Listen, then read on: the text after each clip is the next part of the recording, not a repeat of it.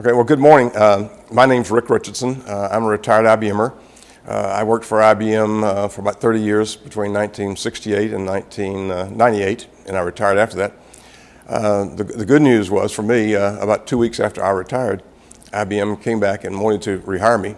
And I said, well, thanks, but no thanks. I retired, but I would consider doing something on a part-time basis. And so it's been my great fortune for the last 15 years to have been rehired by IBM on a sort of consulting basis. And for the past 15 years, I've been running a program for them called the CEO program, where we're trying to get IBM and IBM's consulting people in to talk to CEOs of different companies. And it's been a really fantastic opportunity and experience. Over the last 15 years or so, I've probably called on and visited with in excess of 400 CEOs of different companies.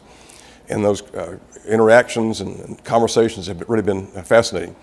But I'd also like to thank you, Dick, and thank Kennesaw State, and also thank IBM for nominating me to be a part of this program.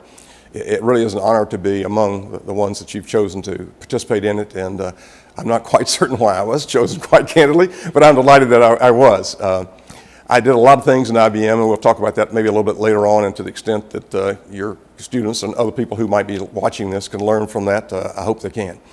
I know you're talking about the School of Ethical Management and so forth, and to me, ethical and management just go hand in glove. I don't think you can be an effective manager without also being ethics and having principles and knowing what you stand for and having other people know what you stand for. That said, I'd also say I don't think I'm an expert in management. I worked at it. I did the best I could. Was I as good as I could have been? Probably not. And one of the things I'd also like to thank you for, in addition to this opportunity, is, and I mentioned this a bit earlier, what this experience today caused me to do over the course of the last several weeks and months, and that is to really reflect on me and try to go back and say, you know, how did my management style come about? Did I learn it when I went to school, or was it there naturally? Was I born with it? Or where did it come from? And so one of the things I concluded was that managers are not, and leaders are not born. I think everybody plays the genetic roulette, and we all come out with certain skills and capabilities and so forth. And sometimes people exploit those capabilities, and frankly, sometimes they don't. Sometimes I think it's up to them to do that. Sometimes I believe it's experiential knowledge and kind of experiences and things that bring those out of them. And in thinking about this for, like I said, the last couple of weeks and months, there are a few things that stood out in my memory about me that I would like to share initially to kind of give you a flavor of who I am and where I think my management style and so forth came about. And if there's leadership there, maybe where that came from as well. I also think there's different kinds of leadership as I thought my way through this thing. I think there's what I think I and others perceive probably the typical leadership to be, and that's kind of the leadership of people. And when I think about that, I can't help but go back rather to the Patton movie and George Patton and the great motivator and leader of troops and so forth in World War II. But as I thought about my role and the things I've done over my now 45 years with IBM, 30 plus to 15, there's clearly leadership of people. But I think there's also sales leadership. That's a different kind of leadership and a different set of activities and different sort of things that you do, being a sales leader versus being what I'll call a generic kind of leader. And the other thing I think that's very important, and you're seeing more and more of it today, is what I'll call thought leadership, or being a thought leader. And a thought leader is not necessarily a sales leader, nor is a thought leader necessarily a leader of people. But I think the ability to kind of combine and pull on those three forms of leadership, and either individually and or in combination at different points of time in the person's career, is a very, very helpful thing to do. And I believe I was able to do that, even though at the time I didn't, frankly, I didn't realize I was doing it. That said, let me maybe just kind of branch back a little bit into some of my very early memories. And the first memory I have of leadership, where I maybe was a leader, frankly, I didn't probably even know what a leader was. I certainly didn't want to be a leader. But one of those roulette outcomes, I guess, that I had was I was a very fast runner. I could run faster than anybody in my little town. I grew up in a town about 80 miles north of here called Toccoa. By the way, I went to Toccoa High School and then Georgia Tech, graduated from Georgia Tech, and went straight to IBM out of there, although I'll maybe tell you a story there. It's kind of interesting as well. But I could run fast. And so it's kind of interesting, either on the schoolyard during recesses, or once all of us would finish school and we'd go home to our homes and we'd generally congregate in the kid who had the biggest yard because we were going to play football or tag or baseball or something like that. All the other kids would almost always say, well, Rick, why don't you pick the team? Because you can run the fastest, you're one of the better players. And so I almost always got to be the guy that they said, you be the leader, you pick the team. I don't think I realized at the time I was the leader, but I enjoyed that role because not only did you get to pick the teams, but if you're playing football, which I just absolutely loved, you also got to assign the positions. You know, who was going to play what, you're going to snap the ball and you're going to be a receiver and I'm going to throw the ball and run the ball, that sort of thing. And you also get to make up the plays and call the plays. And so that was kind of fun for me. And frankly, that's the earliest recollection I have personally of being kind of a leader, even though I didn't want to be. Like I said, probably didn't even realize that I was being a leader at the time. The first, if you will, kind of other memory that I have of being a leader where somebody other than my mom or dad or grandparents or aunts and uncles said something special about me was also kind of a fond memory. And it just happened in a split second. I was probably 8 or 9 years old. There were a bunch of us kids. We walked over to the Little League ball field. I can still remember it was not unlike today, a hot Georgia afternoon. And we were practicing, batting and hitting the ball and this sort of thing. And I was playing in the outfield this particular day. And this one kid hit a high outfield ball, and I had to go get. And the thing that I forgot about that there was a big fence around this outfield fence that was 4x4s and wire, basically. I forgot it was there. I was so intent on catching that doggone ball that I just took off. I didn't catch the ball, but I did catch the fence. And I ran smack into this fence, full speed. It must have stunned me. I don't really remember what happened, but I remember getting up off the ground, and I remember this gentleman coming over to say, are you all right? Well, as it turns out, this gentleman was a guy by the name of Red Boyd, or Carl Willard Boyd was his real name. He was the football coach for Toccoa High School. And during the summertime, he and his wife, she would run the youth center and the swimming pool, and he'd take care of the baseball fields and so forth, I guess, to supplement their income and so forth. And so he said, are you all right? Are you all right? He said, I've never seen anybody run into something that fast and hop back up like that. I said, yeah, I think I'm fine. And he said, well, where do you go to school? And in my little county, Toccoa, north of here, there were 2 schools. There was Toccoa High School, which was kind of the city school, and there was Stevens County, which was the county school. Big football rivals, baseball rivals, every rival, you name it, we were rivals. So he said, where do you go to school? He said, do you go to Toccoa or do you go to Stevens County? I said, no, I go to Toccoa. He said, oh, that's wonderful. He said, well, look, when you grow up, you come see me. I want you to come play football for me. I said, okay, coach. And I was just in awe of this guy. But for like the next 4 or 5 years while I was growing up, getting to be old enough to be a freshman or whatever in high school and go out for the football team, I could hardly wait to go see Red Boyd and Coach Boyd and say, I'm the little kid that ran into the fence. I don't know if you remember me. Well, I did do that. And he remembered me and he said, you're the guy I want on my team. Here's your shoulder pads and let's get going tomorrow. So that's the first kind of, if you will, it's not leadership as such. Maybe stupidity, running into a fence like that. But that's the first time I can remember somebody other than my mom or my dad or my grandparents or somebody else kind of saying, well, maybe you're special and you did something that I wouldn't have expected. One of my other memories in terms of leadership, and this does get into leadership, not running into a fence like I did with Coach Boyd, is probably the first elective leadership thing or a goal-oriented, if you will, activity that I recall having participated in. Scouting, Cub Scouts, Boy Scouts had existed in Toccoa. Cub Scouting had never existed there. So my mom and a number of other mothers and so forth decided we were going to start a Cub Scout troop. And I didn't know I was going to join, but I wanted to join. And I can still remember going down to Belt Gallant there in Toccoa, Georgia, and buying my first Cub Scout uniform and my little blue uniform and my yellow kerchief and so forth. And the thing that I really remember most of all, though, was getting my Scout handbook. It was my Scout handbook that told me all about scouting and had all about, how to pitch a tent, and how to cook, and how to camp, and how to recognize trees by their leaves, and this, that, and the other. But it also talked about here are the things that you can try to accomplish in scouting. You can try for your wolf badge and your lion badge and so forth and so on. And by the way, you may even get to be a Webelos, which is like the highest thing in Cub Scouting. So I and all the my friends that were now in the Cub Scouts, we loved Cub Scouts because we went around to each other's homes. And each other's mothers would make like the best treat, whether it was brownies or cookies, and we'd always play a game. And oh yeah, by the way, we'd do a little bit of scouting while we were there too. And we'd generally talk about knot tying or trees or this, that, the other. And we'd also talk about what we needed to do to get our first badge, the wolf badge, and then the lion, and so forth and so on. And I remember I really liked that because, like I said, this is the first elective thing I was in the process of choosing to do. School was not an option. In the town I grew up in, we didn't lock our back doors. We'd go away on a week's vacation and leave the back door open in those days, which was probably the late 40s, early 50s. But Boy Scouting and Cub Scouting was something that was brand new to me because I had never electively chosen to go do something. School, like I said, you didn't have a choice. You had to do well. It was expected by everybody. And by the way, it's kind of interesting. My high school class, I think we graduated 76 people in my little high school class. 75 went to college. The other guy worked for the Postal Service for a long, long time and did extremely well as well. So everybody turned out to be extremely, I think, good professionally.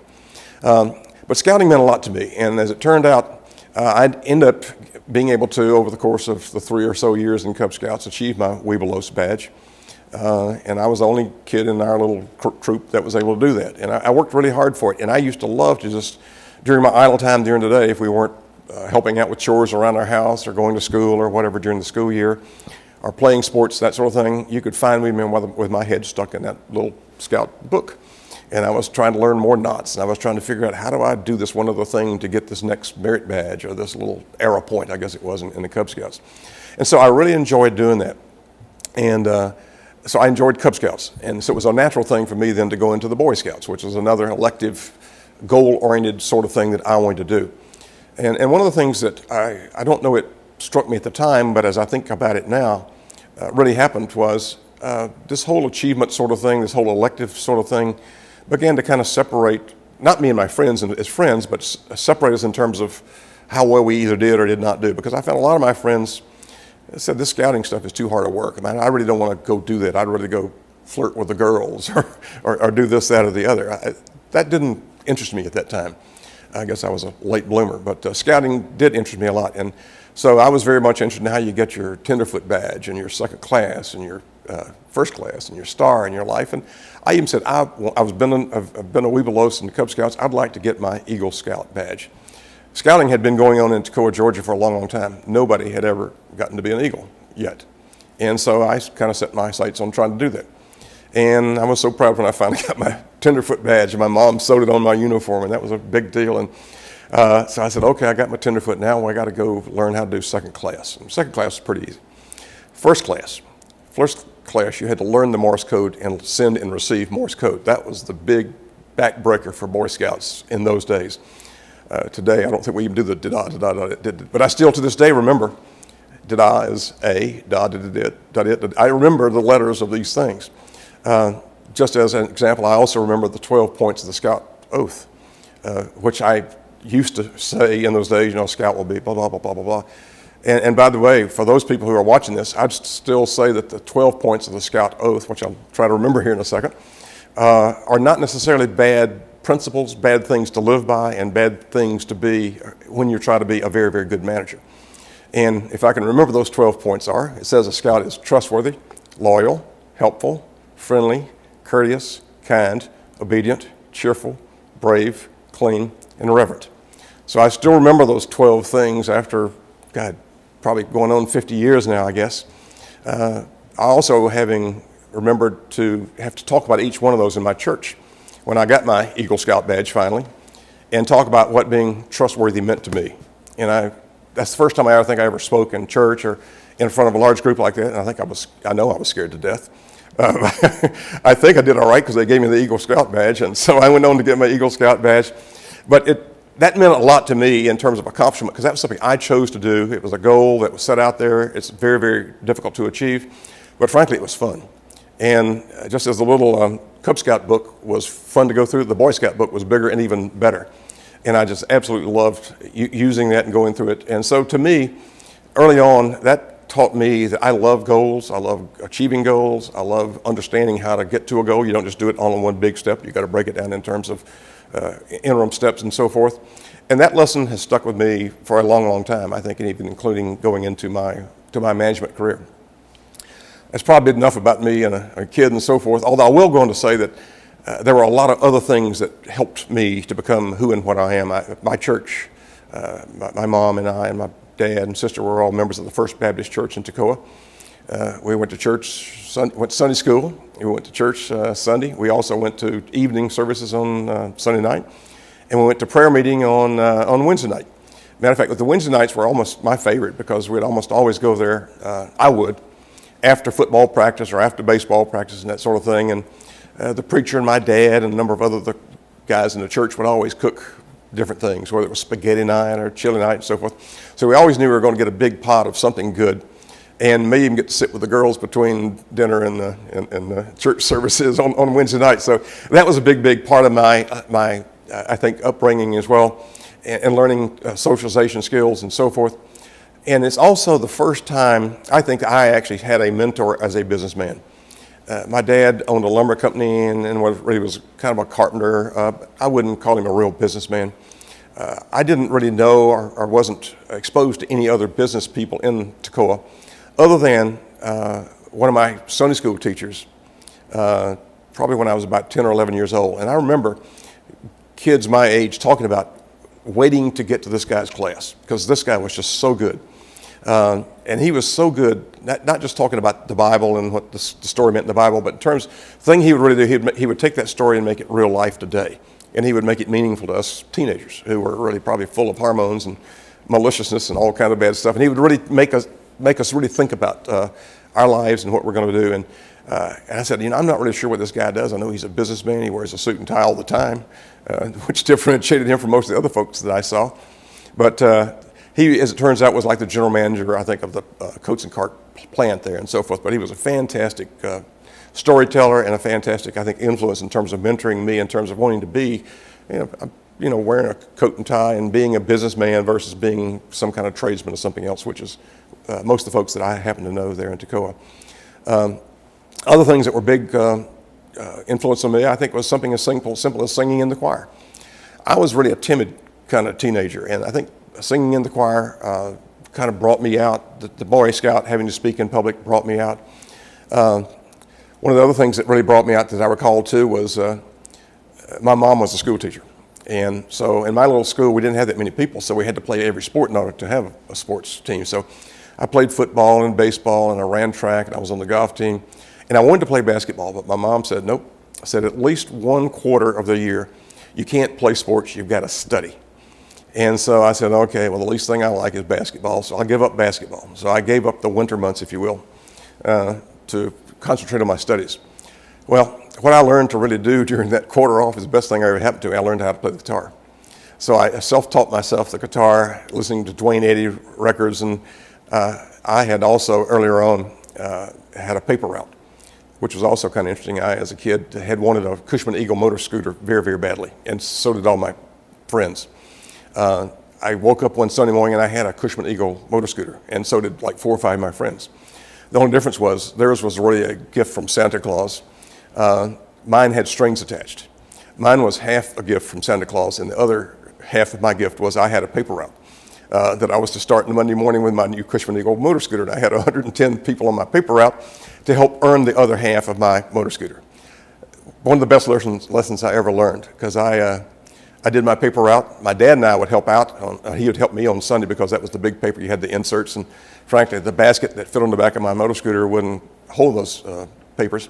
So my dad and I would get up at 5 o'clock in the morning, go deliver papers together. It was the best time I think we ever spent together.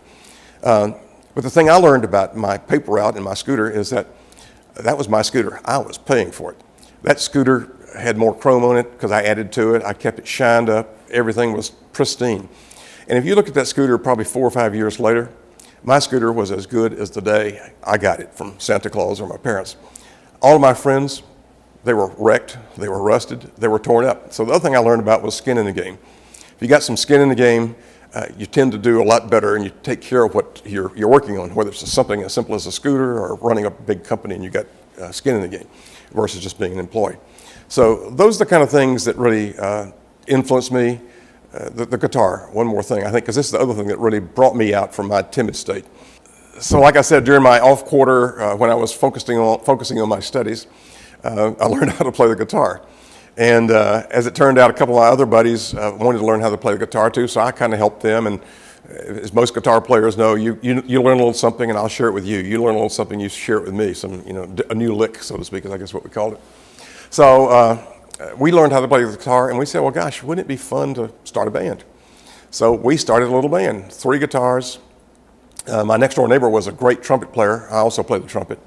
And we had a drummer by the name of Craig Hernan, who was an unbelievable drummer. He was like the first chair All-State, state of Georgia drummer. He was fantastic. So we started playing some Chubby Checker, Do the Twist, and some of these other kind of goofy songs. And before long, we had a repertoire of probably 30, 40 songs. And some of the people heard us and said, well, you guys need to start playing somewhere. So I'll never forget the very first time I sang in public as a rock and roller. And by the way, our name was the Tremendos, which was trite like you might expect back in the 60s. And we all wore black pants, white shirts, and red vests. So we were right in the time here, about as corny as you could be, I guess. But I'll never forget the very first song I ever sang in public was Tossing and Turning. And we were all there, and all the kids were out in front of us, almost like Dick Clark, Toccoa version. And a couple of girls I really had an eye for, who had never paid any attention to me whatsoever, all of a sudden were standing right there in front of me with their poodle skirts and whatever else they had on, getting ready to hear us sing. So we start singing, and no longer we're probably not more than 15 or 20 seconds into the song, and people are just going crazy, because I guess we really were halfway decent. Or we're the only band in town, so I guess they didn't have a choice.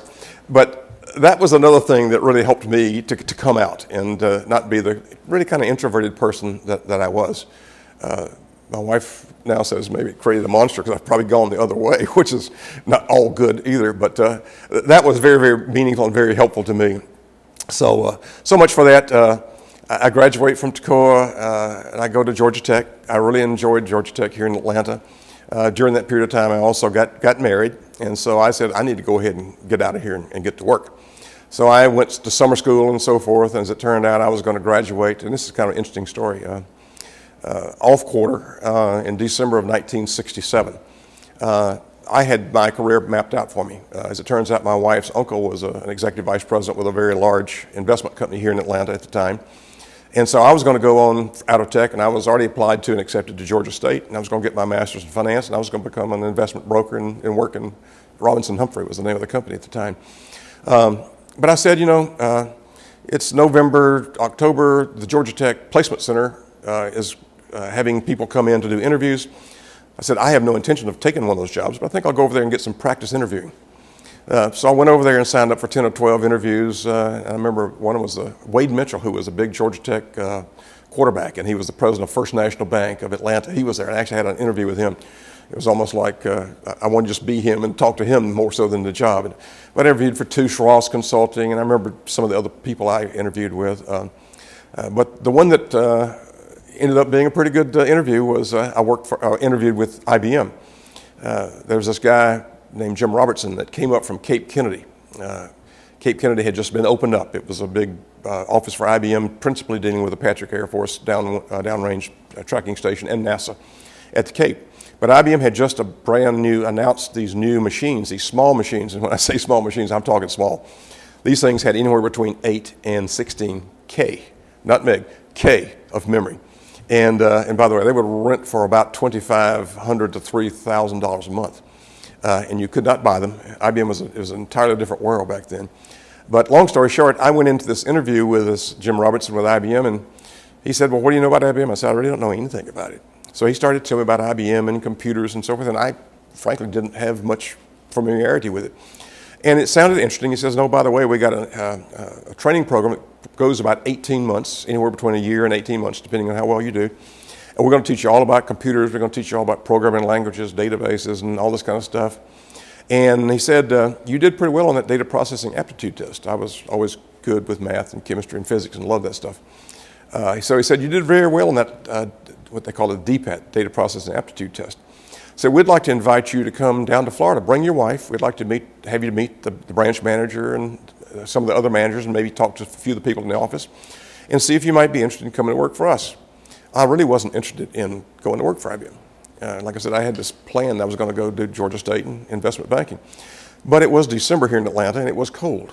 And my wife and I didn't have any money. So we said, fine, let's fly down to Cape Kennedy, just fly to Florida, spend a nice weekend, get kind of squired around. We'll come back and we'll go do what we're going to go do. Well, you can probably see what happened.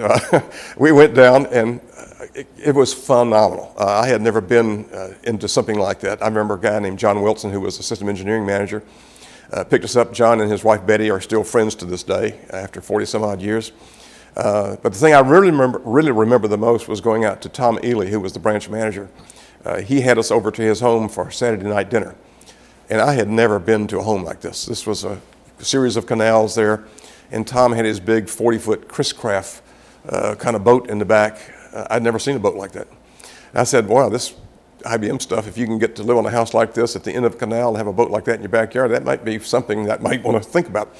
So long story short, they offered me a job. I never went to Georgia State. I never joined my uncle's firm. And I went straight to IBM. And this kind of reminds me of a lesson that I've learned, I guess, and I'll share this with you because this is the first entry point. And my lesson is, and this is probably not profound and everybody probably realizes this, but I guess I didn't realize it at the time, but I say life is a series of pyramids. You can just imagine, pyramids. And everybody is in some pyramid. And you enter every single pyramid at the bottom of that pyramid. In this case, I was entering IBM as a trainee. For that matter, I go back to high school. You're a freshman in high school. You're the bottom of that pyramid. If you do well in school, you graduate. You're an outstanding student. You rise to the top of that pyramid. You go to college. Welcome back to the bottom of the next pyramid. You're now a freshman all over again. You got to earn your way back up. You try to compete with the GPA and so forth. You go to the Tech Placement Center. You get interviewed. You get hired by a good company. You're at the top of the pyramid. Guess what? I just now got hired by IBM. I'm back at the bottom of the pyramid. My very first job. I'm in this branch office, and I am the low-ranking guy on the totem pole, the brand new salesman. Well, as it turns out, there was another guy hired that very same day named Rob Moore, who is still a lifelong friend. We communicate almost daily by the internet. He was being hired for a system engineering position. I was being hired for a marketing rep's position. We'd go through the exact same training program. But we were both there. I think the office opened up at 8:15 or 8:30. I'll never forget, Rob and I were both sitting there in the parking lot at 7:15. I had my Oldsmobile, which was gold, and he had his Pontiac, which was gold. And we were the only two guys in the parking lot, so we started talking to each other. And come to find out, Rob had just graduated from the University of Florida. He was going to be hired just like I was. And so we became and have continued to be lifelong friends. The other thing that was a very interesting lesson to be learned at that very first day is, even though we were going to, so to speak, officially start January the 1st of 1968, John Wilson, the system engineering manager, said, guys, when you were with IBM the first year, you get like 4 days of vacation, something like that. In years 2 through 5, you get like 2 years of vacation. So it says, I'll tell you what we're going to do. If you could start on like December 28th, you're only going to work 2 days, but that's your first year. So the next year, in 1968, you'll actually get 2 years worth of 2 weeks, 2 weeks worth of vacation instead of like 2 or 3 days. So I said, God, what a nice thing that is. So that taught me very early on, through John's actions, do what's right for your people, and your people will do what's right for you. And because he could have just said, fine, you're starting January the 1st, that's the way it is, and by the way, you get 2-3 days vacation, that's just the policy. He didn't have to do that. He started us 2 days earlier, which we accomplished absolutely nothing, other than the fact that I got 2 weeks worth of vacation, and appreciated that very much. But I'll never forget that first day with IBM also, because I walked in, like I said, Rob and I both got there early, and I walked in and I was looking around and here are all these unbelievably professional people. And so I met with John Wilson and met with Tom Ely and said, well, guys, you're here for 2 weeks. In the next 2 weeks, you've got these 4 or 5 program instruction courses you've got to take because you're going to go off and you're going to go to school for 10 weeks. It's broken up 5 weeks, 3 weeks back, and then 5 weeks again. It's your very first school, computer systems training. And at that time, IBM still had 2 career paths. They had just announced these computers. and they had what they called unit record equipment, which was the old mechanical equipment that would do accounting and so forth. And you could still be trained on that, or you could be trained on the new computer. And I was so tickled that I got picked to go be trained on the new computer piece. But that first day, we were looking out and looking around and seeing all these really cool people, and we were learning what we're going to be doing, and we started studying our books and so forth. In the little room I was in, I knocked on the door. This guy called, I didn't even know who he was. His name was Charlie Lewis. He was the most senior, probably 60-some-odd years old. He still wore a hat, suit, white coat, tie, hat, and he had known and was a friend of T.J. Watson Sr. And so he said, Rick, why don't you and I go to lunch? So I said, wow, this is great. So here's Charlie and I. We ride in Charlie's car, and he takes me to, I think we went to Buddy's Barbecue or some such place. And we're having a nice little lunch, and Charlie says to me, he says, Rick, do you notice anything different about you and the other people in the office? And I said, no, I don't think so. I went to school. I'm an IBMer now. I want to be an IBMer. He said, did you notice how they were dressed? And I said, no, I really didn't. He said, well, let me just tell you. He said, I'm doing this out of the goodness of my heart. He said, around here we wear suits. Everybody wears a suit. Well, I didn't have a suit.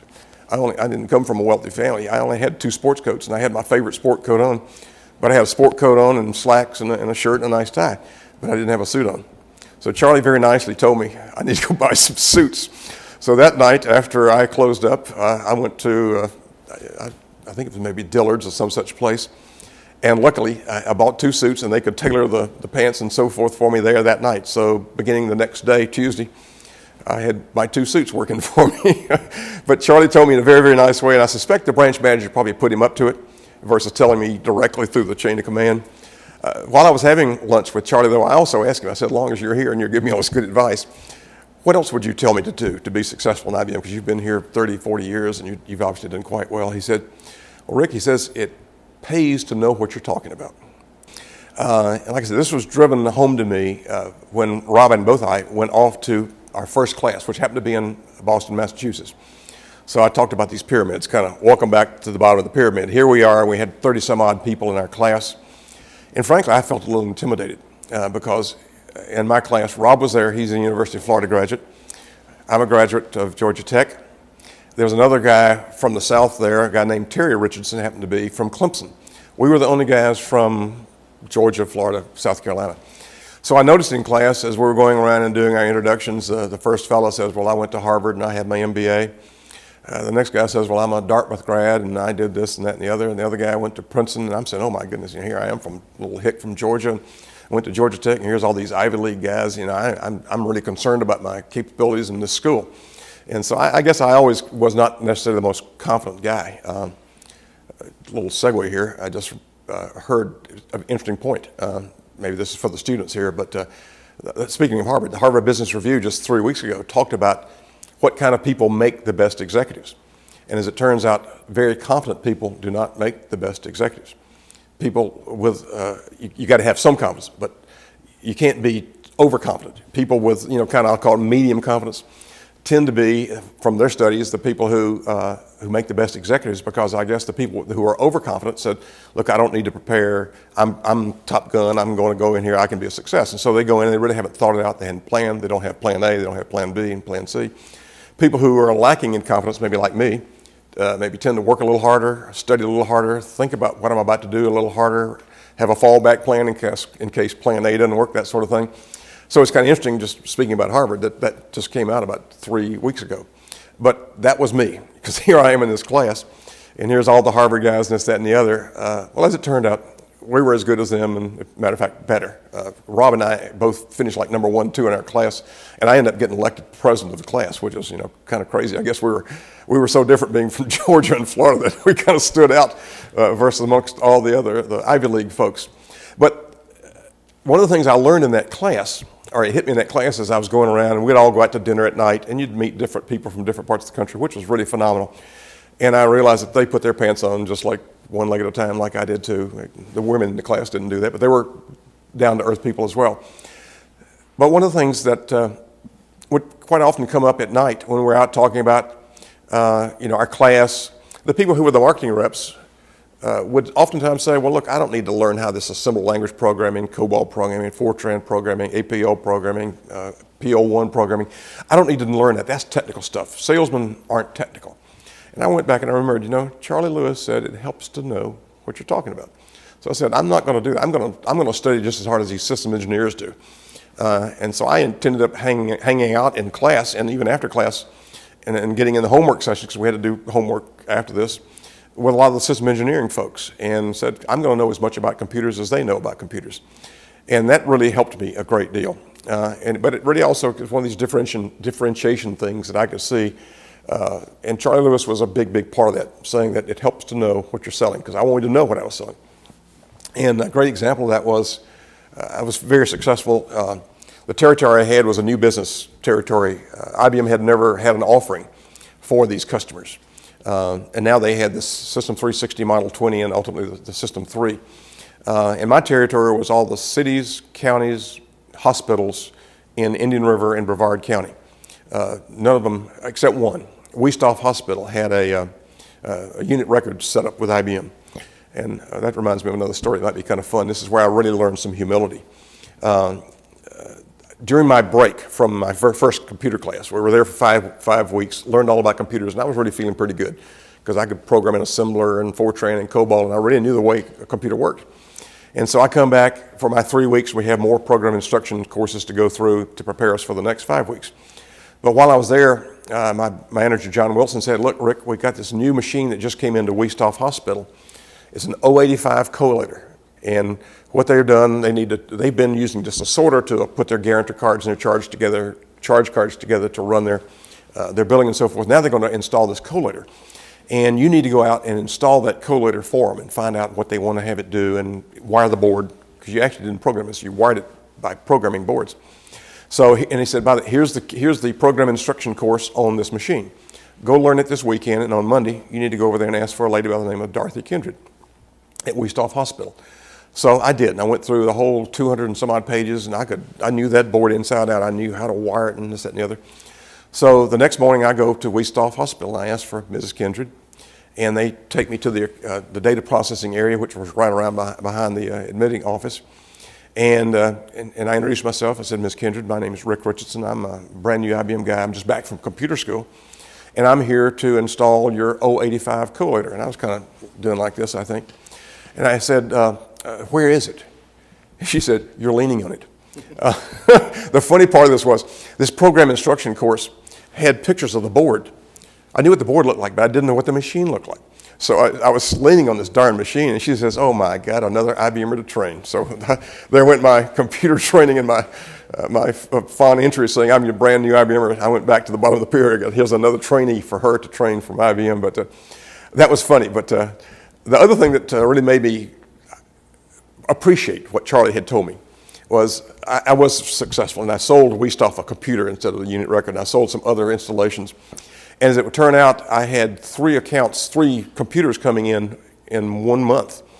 And I had a system engineer who worked with me, a fantastic guy by the name of Lyman Jones. He said, Rick, I can't install all 3 of these at one time. It's just too big a job. And by this time, the space cutbacks had hit Cape Kennedy. And they had actually closed our branch office and made us just a sub-office out of Orlando. And so we went to our manager over in Orlando and said, hey, look, we need some help. We need at least one system engineer from Orlando to come over every day for a month and install these systems. And they said, we can't do that. We've got too much activity going over here in Orlando. You just got to do it yourself. So I sat down with Lyman. I said, look, well, we got to get these 3 systems installed. So Lyman Jones and I get together, and we put together this plan that on how we're going to install these 3 systems. And he's going to take 2, and I'm going to take 1, in theory, the easiest one. And it was the clerk of court at Indian River County. So I go in and we start installing a system, and there's some things I've never even heard of. But I didn't really let the customer know this. So I'd go back at home at night, and I would study, and long story short, I ended up installing a system. And the good news was the customer was very happy with the installation. The other thing that was really good that happened was really my education. I learned so much doing that. It was scary because as I would go around and make other sales calls to other installations or potential prospects, they would ask me questions about, well, how does your machine do this?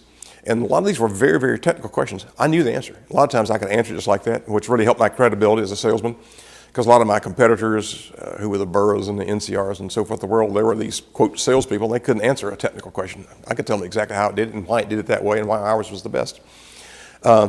It almost got to be a problem, though, because a customer would ask me a question, I'd answer every question. There was nothing else I could do. So what I began to do over time is they would ask me a question or two or three, and I'd answer them, and then they'd ask me another question, and I knew the answer.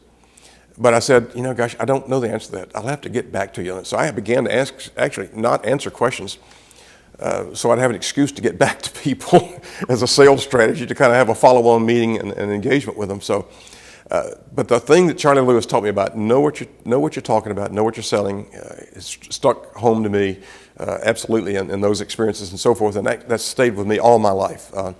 I want to know as much as I can about what it is I'm doing, because I think it only makes you better and better and better at managing it and selling it and so forth. Back to my pyramids. I became one of the best salesmen in Cape Kennedy. Matter of fact, I achieved some really good sales numbers, and by the time I left, every single city, every single county, every single hospital had an IBM system in it, in my territory. And there wasn't more territory to have, so I guess that's why they promoted me. So I got my very first promotion to become a sales school instructor in Princeton, New Jersey. So it's now my job as an instructor to teach all the new salesmen like me coming up, sales techniques and business fundamentals, selling fundamentals in a class we call marketing school.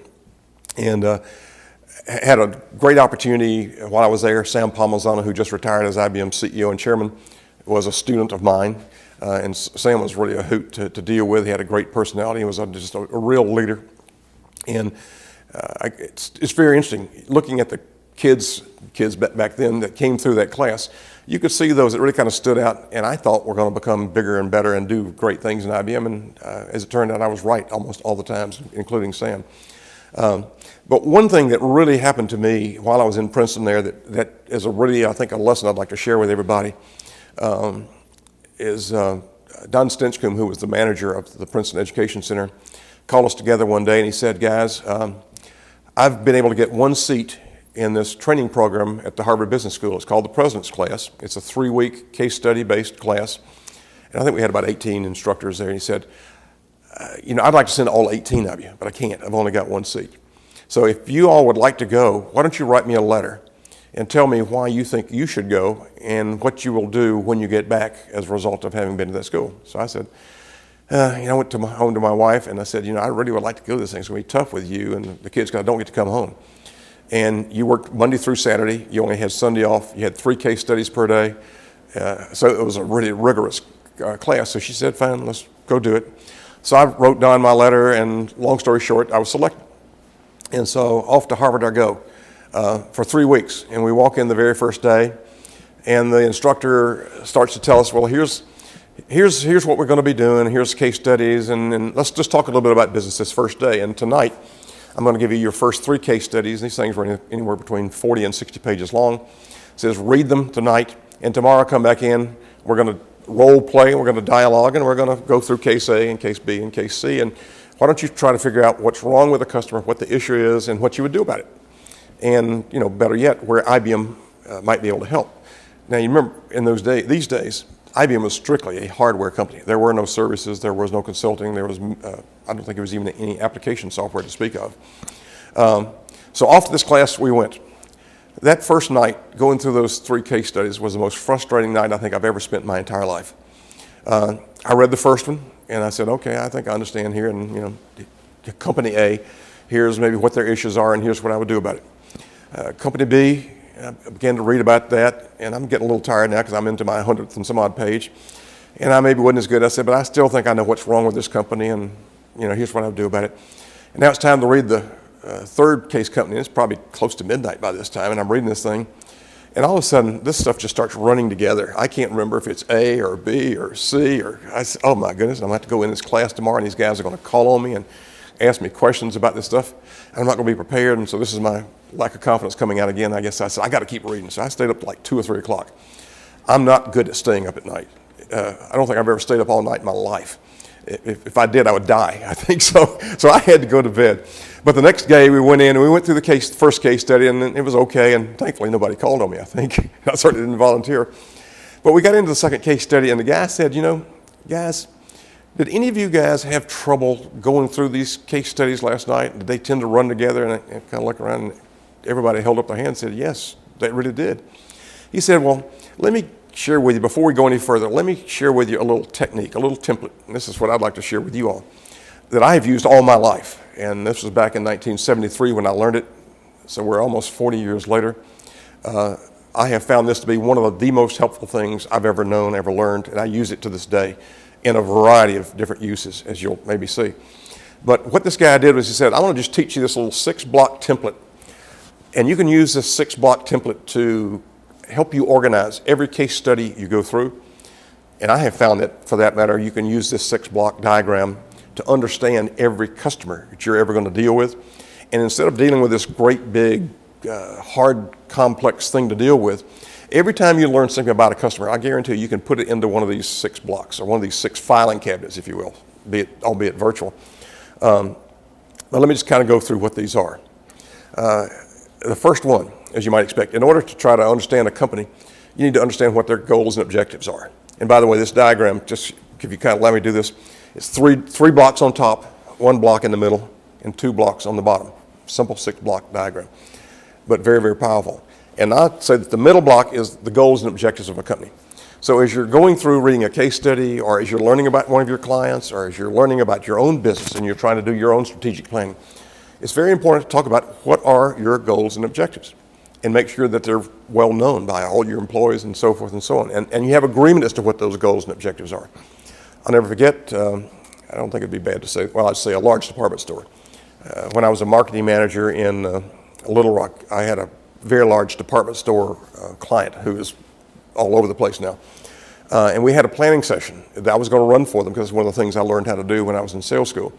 And we had the president, who happened to be the father, and the senior vice president, who happened to be the son, and the other executive was the CFO.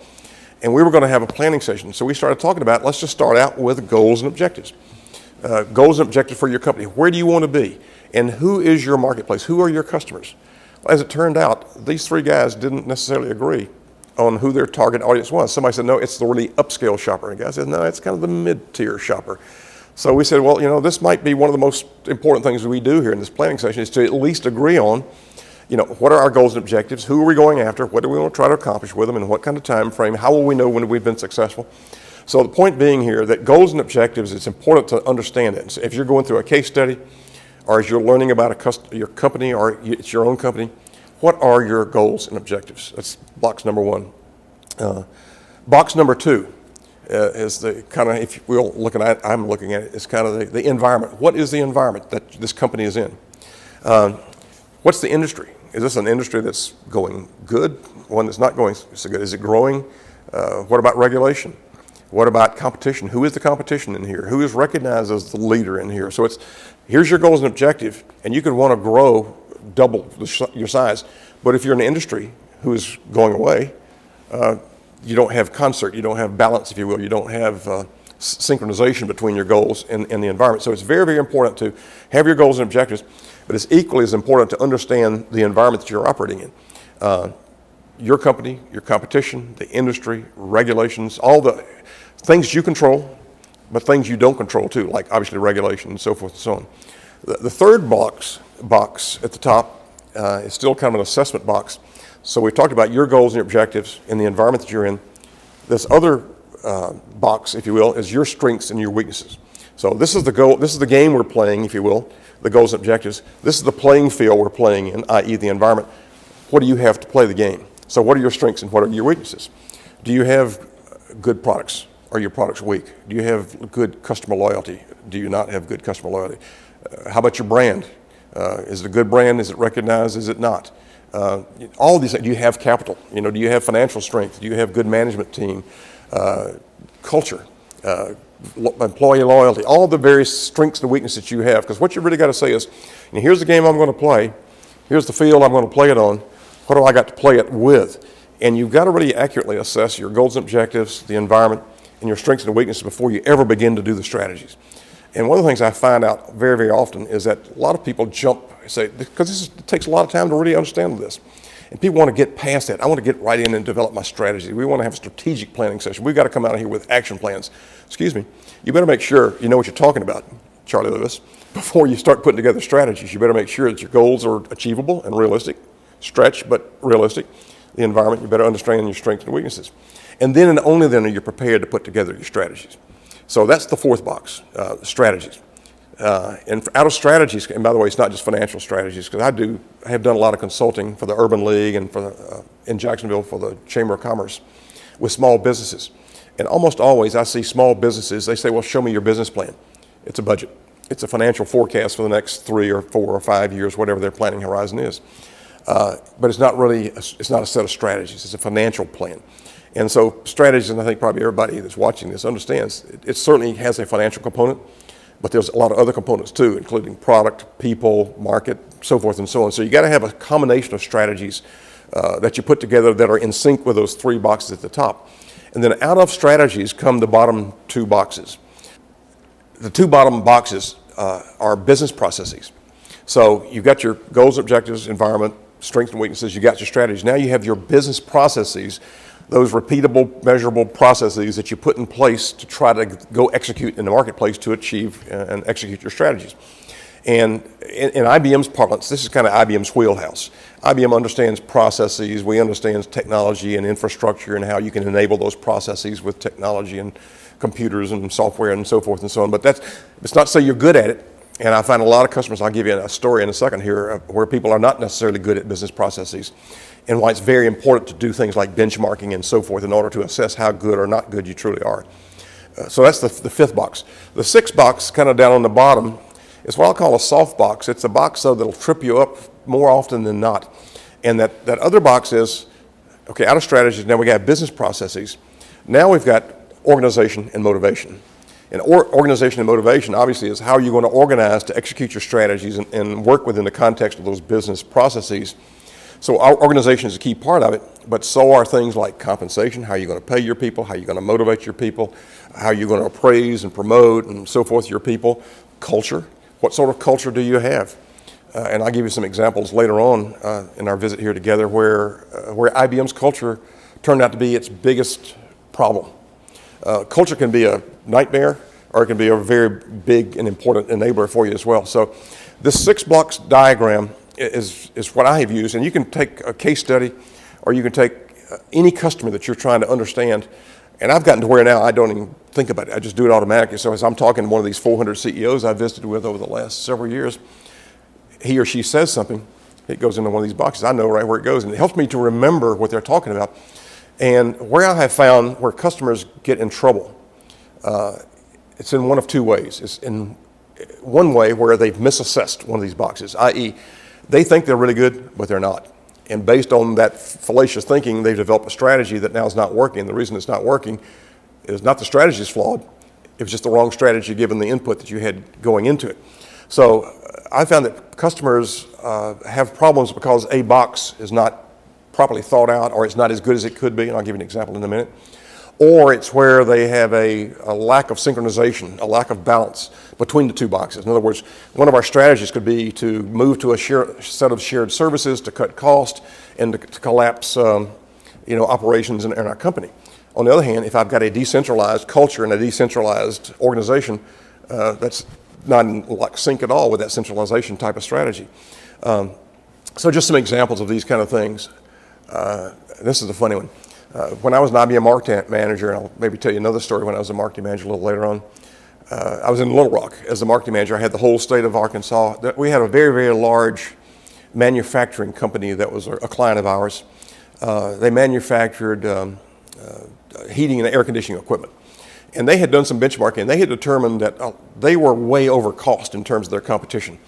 And as it turned out, a lot of it had to do with the copper tubing that's a part of these cooling devices and so forth. And copper is very expensive. It was then, it still is. And so they were having a lot of scrap and a lot of shrink. And so they determined that they needed a shop floor control system. What they wanted to be able to do was at every stage of manufacture, they wanted to clock in that the product got here, it was in this shape, so-and-so worked on it, so-and-so logged X number of hours on it, and it passed on to the next stage and so forth and so on. So we set out to build this really fantastic system for them. And to help us build this system, they took their best and brightest people from the production line. And we picked, from stage A, Charlie's brain, and from stage B, Bob's brain, and from stage C, Sue's brain. And we put their best thinking into this system. And we designed a system that was kind of the best of breed based on their thinking of best ways to build their products. And so we tested this system with them as the test beds and so forth, and it worked fantastic. We then went to deploy the system. It was a miserable failure. And I'd ask you the question rhetorically, why did it fail? Because we took the best and brightest ideas. We had the best and brightest people who knew the problems tested, and it worked flawlessly. It was a fantastic system. It would accomplish everything they wanted to accomplish, except it failed when we rolled it out. The reason it failed was they really hadn't fully assessed their environment. As it turned out, 80% of their workforce could not read. And we had developed this system based on the brightest people who could read, and we developed this system based on an assumed ability to read. But when you roll this thing out, and all of a sudden people can't read, they can't understand that I want you to input this data because I don't understand the question, because I can't read the question. So we had to go back totally and redo this thing and make it big animal pictures instead of words, because the people could see and understand big animal pictures. But just an silly little example of not understanding the environment. They didn't understand their own people's ability to read, write, and do the job. Another example down in the business process area. There was a very large insurance company up in North Carolina, one of the top rated in terms of best AAA. But their CEO felt like they had a competitive disadvantage in terms of policy origination. And it took them something like 54 days, as I recall, from the time that the first salesman went out and got you to sign on and want to be a life policy holder with them, to the time that they got you all cranked through the system and priced it and so forth and got it back and got a policy back to you. Well, 54 days as they went out and started doing some benchmarking was much, much longer than their competition. And so one of the things that they hired IBM to do was to come in and take a look at those business processes. And we did want to focus on rework.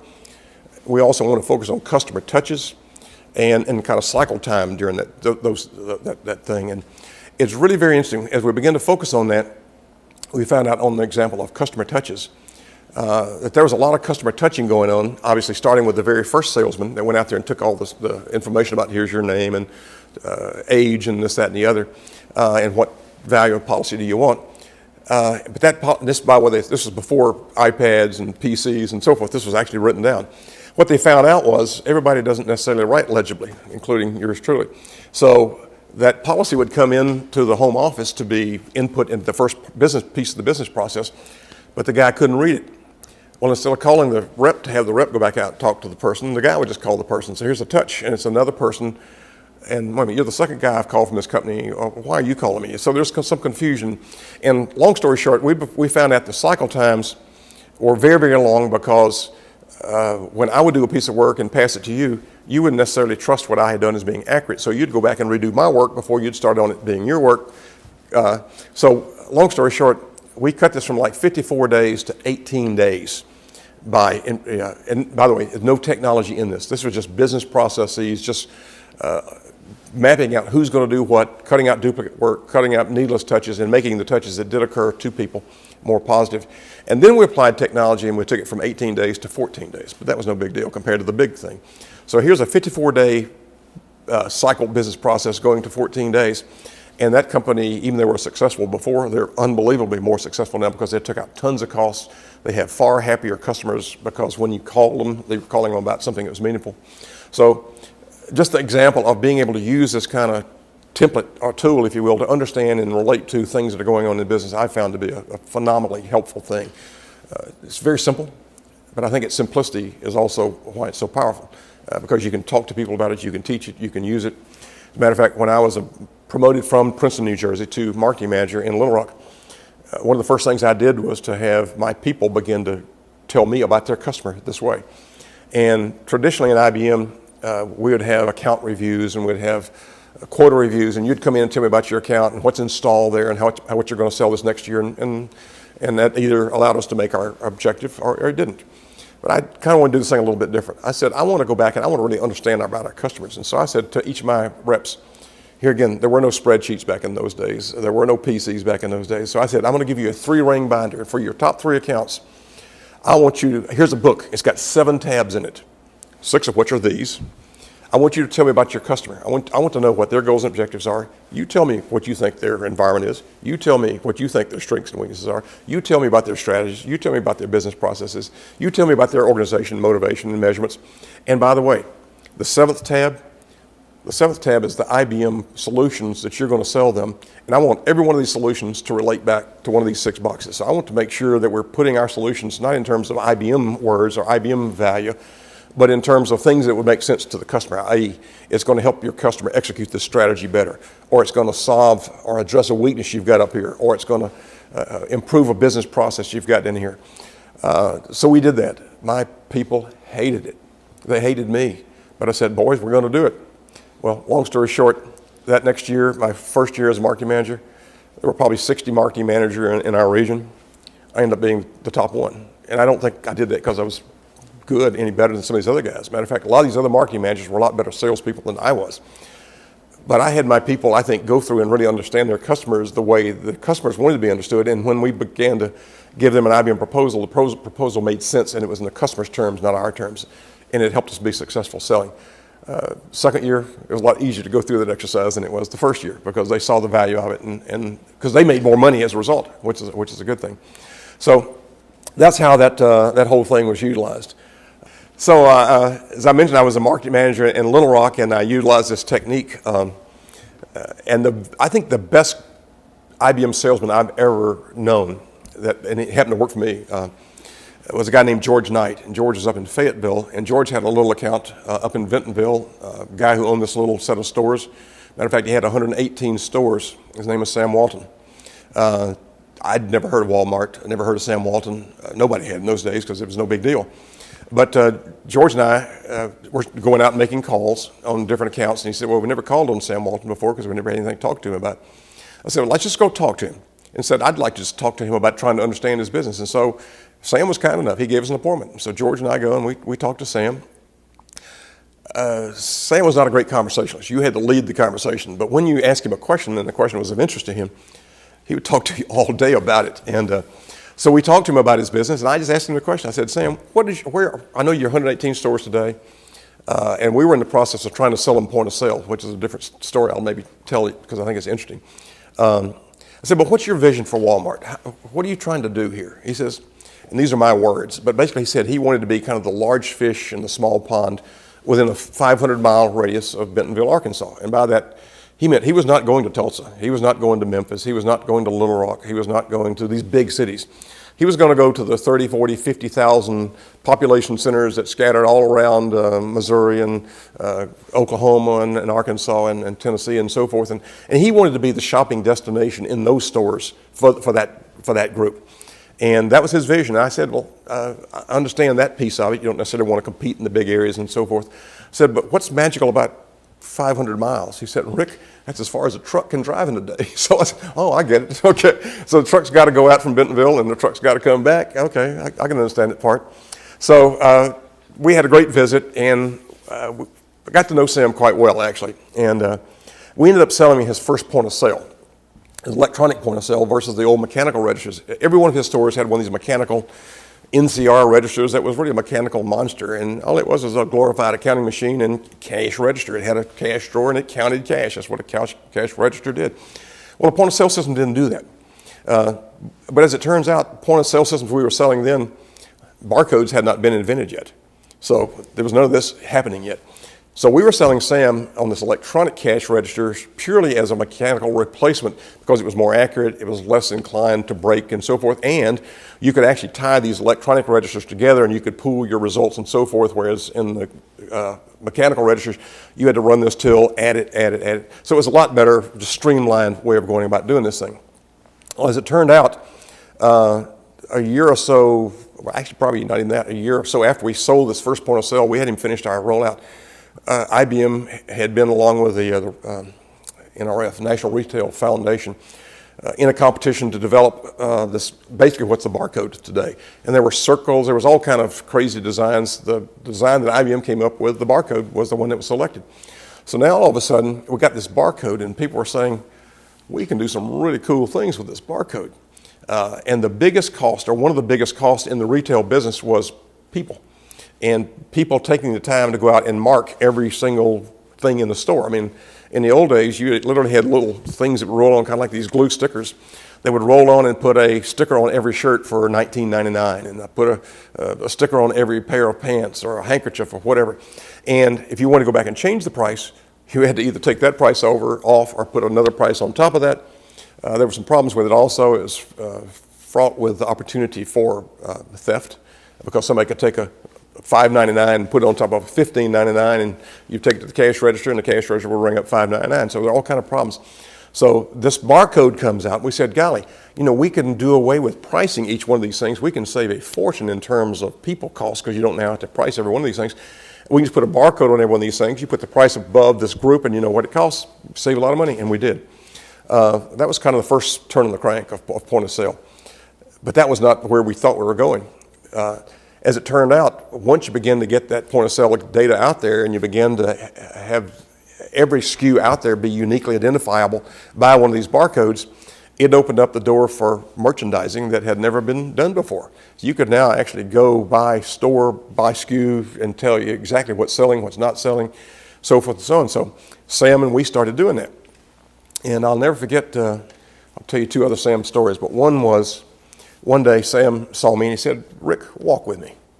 That meant follow me, I want to show you something. So we walked out into the warehouse, and I'd never been in the warehouse there in Bentonville, and Sam said, if you look over here, I got trucks coming in with goods from, Procter & Gamble, you name it. They're coming in over here.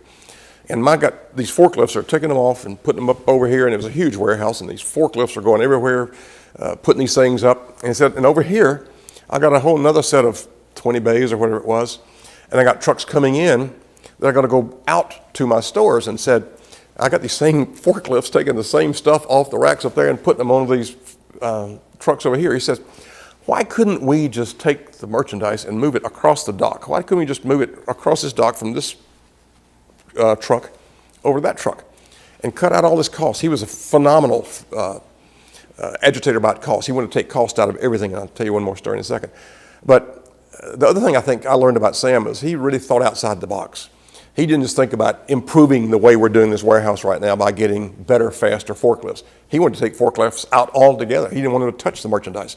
And so we came up with this idea of cross-docking, and I said, Sam, it's very, very possible. So the good news is this side is done. We know what store is selling what. We know what they have in inventory. We know what they don't have in inventory. We know what they need to replenish in inventory. We got this side done. We know what the demand is. What we don't have is the supply piece. And what we don't have is, in any shape, form, or fashion right now, any sort of collaboration with your suppliers to let them know what you need and when you need it, and have them deliver it just in time so we can then move it across the dock. And so this is where this whole thing of just in time came from. It started out as what we call cross-docking, and we began to try to develop a business process and a strategy for doing that. And I remember that just happened on a simple walk that Sam and I took, where he said, walk with me. And he had this vision. I did take two other little trips with Sam. Sam was, I won't say famous, but maybe more notorious for going into his competition store. Like I said, he was an absolute fanatic about cost. And he wanted to know about square footage. He wanted to know about their merchandise, how they had it displayed. And most of all, he wanted to know about what kind of inventory they carried versus his amount of inventory, because inventory was money in his mind. It was tied up, it was cash, it was cost. And that cost had to go on to the consumer one way or another. And if he was going to be the low price provider, he had to be the low cost operator. And so when we were in the process of installing the point of sale, Sam said, Rick, one day, he said, I'd like to have you come out and help me visit a couple of other stores. Well, I thought we were going to Walmart stores. Well, it turned out we're going to his competitor stores. And when Sam went to a competitor store, he would do three things every time. Number one, he'd start out by sketching a diagram, the floor plan layout. And if Walmarts back then are totally different from what they are today. Back then, they were much, much smaller. I'd say they're probably 12 to 15,000 square feet. And if you walked into a Walmart, the entire left-hand side was fishing gear and hunting gear. The back quarter was other things like toys and hardwares and bicycles and so forth. And then you had general merchandising probably in the front half. There were no groceries, no food, none of that stuff. And every one of his stores was laid out that way. Well, Sam wanted to know how his competitors were laid out. So he would go out, and I went with him this one day, and he said, you just kind of wander around, take a look at the point of sale, and kind of give me your reflections on what you see here compared to my stores. And I was doing that, but I was also watching Sam. And I'd be darned if Sam didn't pace off this store. He walked from this end to that end, and he walked all the way this way. So he wrote it down at, so many paces times 3 feet per pace. And so he knew exactly how big that store was. And then he would sit and he'd start to diagram their merchandising plan versus his. And Sam would always find a reason to go into the employee area where he's not supposed to go. But he'd find a way to get into the back office, almost always under the guise of having to go to the bathroom and making a mistake and going through the wrong door. So Sam goes through the back door, and he comes out smiling, and so he knows how much inventory they've got. And I saw Sam one time actually get down on his hands and knees, and all the merchandise was displayed on counters, but they had these sliding doors underneath these counters in most of these retailers. And Sam would actually get down on his hands and knees like he'd dropped a pencil and slide open the door and look in there to see how much inventory that they had in there. And I said, wow, here's a guy, he knows his business, he wants to know theirs, he's always doing benchmarking, and he is absolutely fixated on cost and taking cost out of his operation, but also he wants to know how much cost is in his competitor's operation. So that was a real learning experience for me and a real wonderful, fun time, because I think in some shape, form, or fashion, I actually kind of helped Walmart become part of what they are today with their merchandising, their cross-docking, which became just in time, and so forth. And it was really a treat and a blessing to work with Sam during that period of time. So as I mentioned, it was really a treat and a blessing to work with Sam Walton and be able to go out and in some small way, contribute to him and hopefully his company.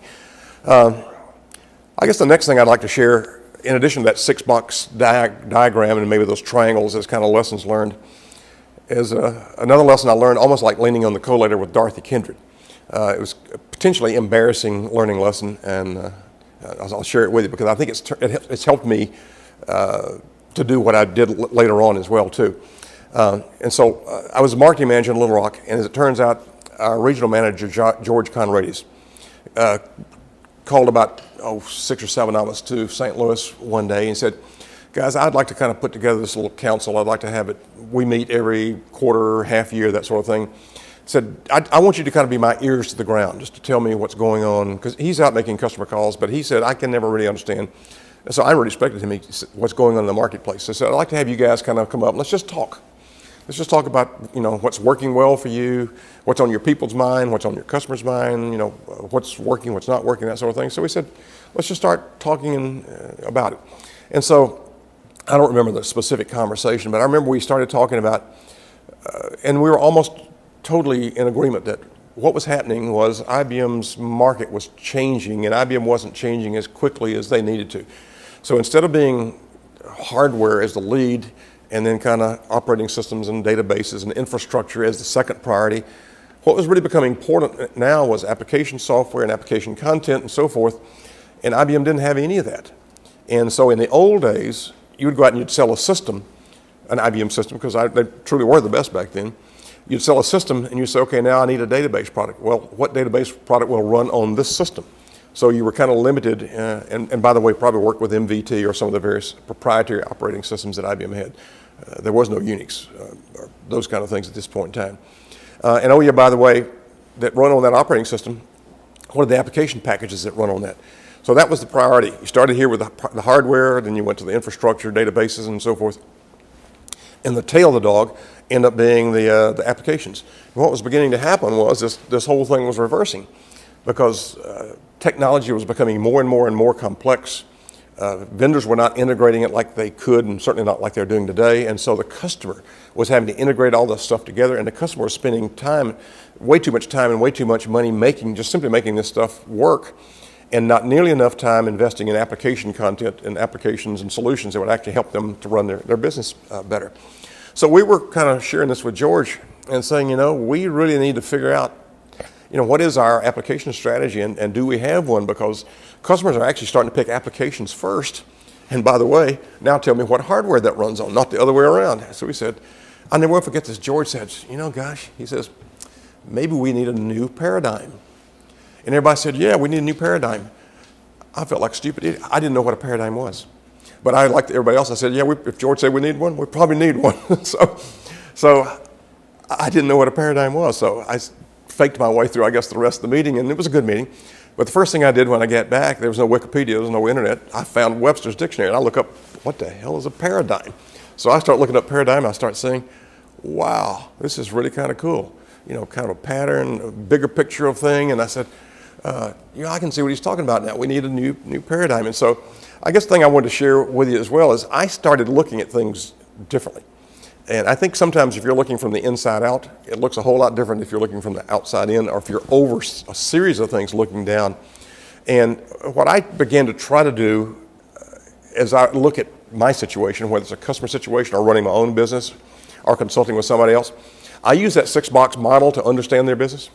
But then I try to use this whole notion of a paradigm that says, you know, that little business is a part of a bigger paradigm. That paradigm may be an industry, and in that industry there's all kind of other players. And oh yeah, by the way, these paradigms and these industries intersect. For example, retailers, I think, are taking over more and more from the manufacturing sector. Rather than have the manufacturer add the place utility or the form utility of a bookshelf as an example, manufacturer, why not just have you manufacture the bookshelf, bring it to me, the retailer, I'll then sell it to the home buyer, homeowner, and they can put the bookshelf together for them. So the cost from the retailer, the cost from the manufacturer may not be $100 anymore. It may only be $25, but I can mark it up, and the real value is in when the customer actually puts it together for themselves. So the customer wins, I win, but the manufacturer, and that kind of paradigm is really kind of, there's a little bit of conflict and a little bit of competition, if you will, between these things. So being able to kind of look at the industry and look at other things that are happening above the little box that I'm in, and doing that as just a way of strategizing, I have found to be a very, very, very helpful thing in terms of strategies and paradigms, thinking about things. From marketing manager, and I've got tons of other stories, but I won't bore you with those, but I went on in terms of IBM, and typically at IBM at that point in time, this is when IBM also stood for IBM Moved. So I think I ended up moving 10 different times with IBM, but from a marketing manager's job, I went to the administrative assistant to the regional manager, where I worked for Dave Hanna, who was a fantastic guy, and I ended up working for Bob Means, another really excellent executive. And learning from them and being mentored by them was really fantastic. Dave Hanna had a technique I'll share with you, especially if you're going to be doing this in business. Dave had been John Akers' administrative assistant when John Akers was a chairman of IBM. And Dave had brought with him what he called his standard letter book. And as an executive, I didn't realize how many letters he writes and responds to and so forth. And Dave had a book that was about probably this thick, which he gave to me. I became the owner of the standard letter book.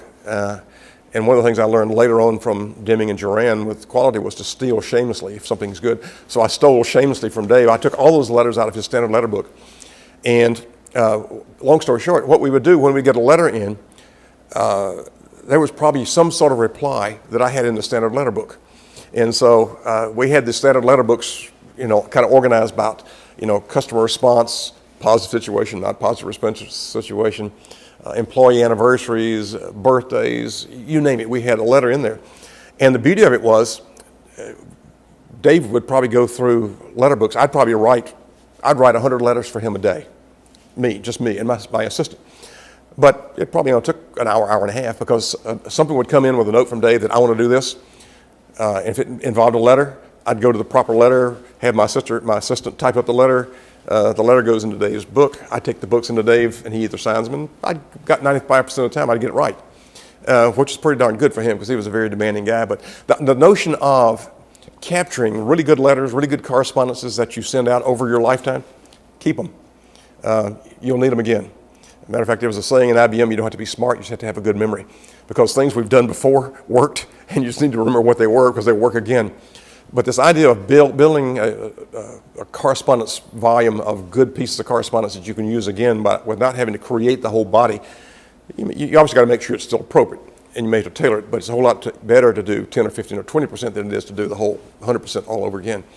But anyway, I was the regional manager to Dave. I then became the branch manager for IBM in East Tennessee and had responsibility for the whole eastern part of Tennessee, roughly a $400 million operation.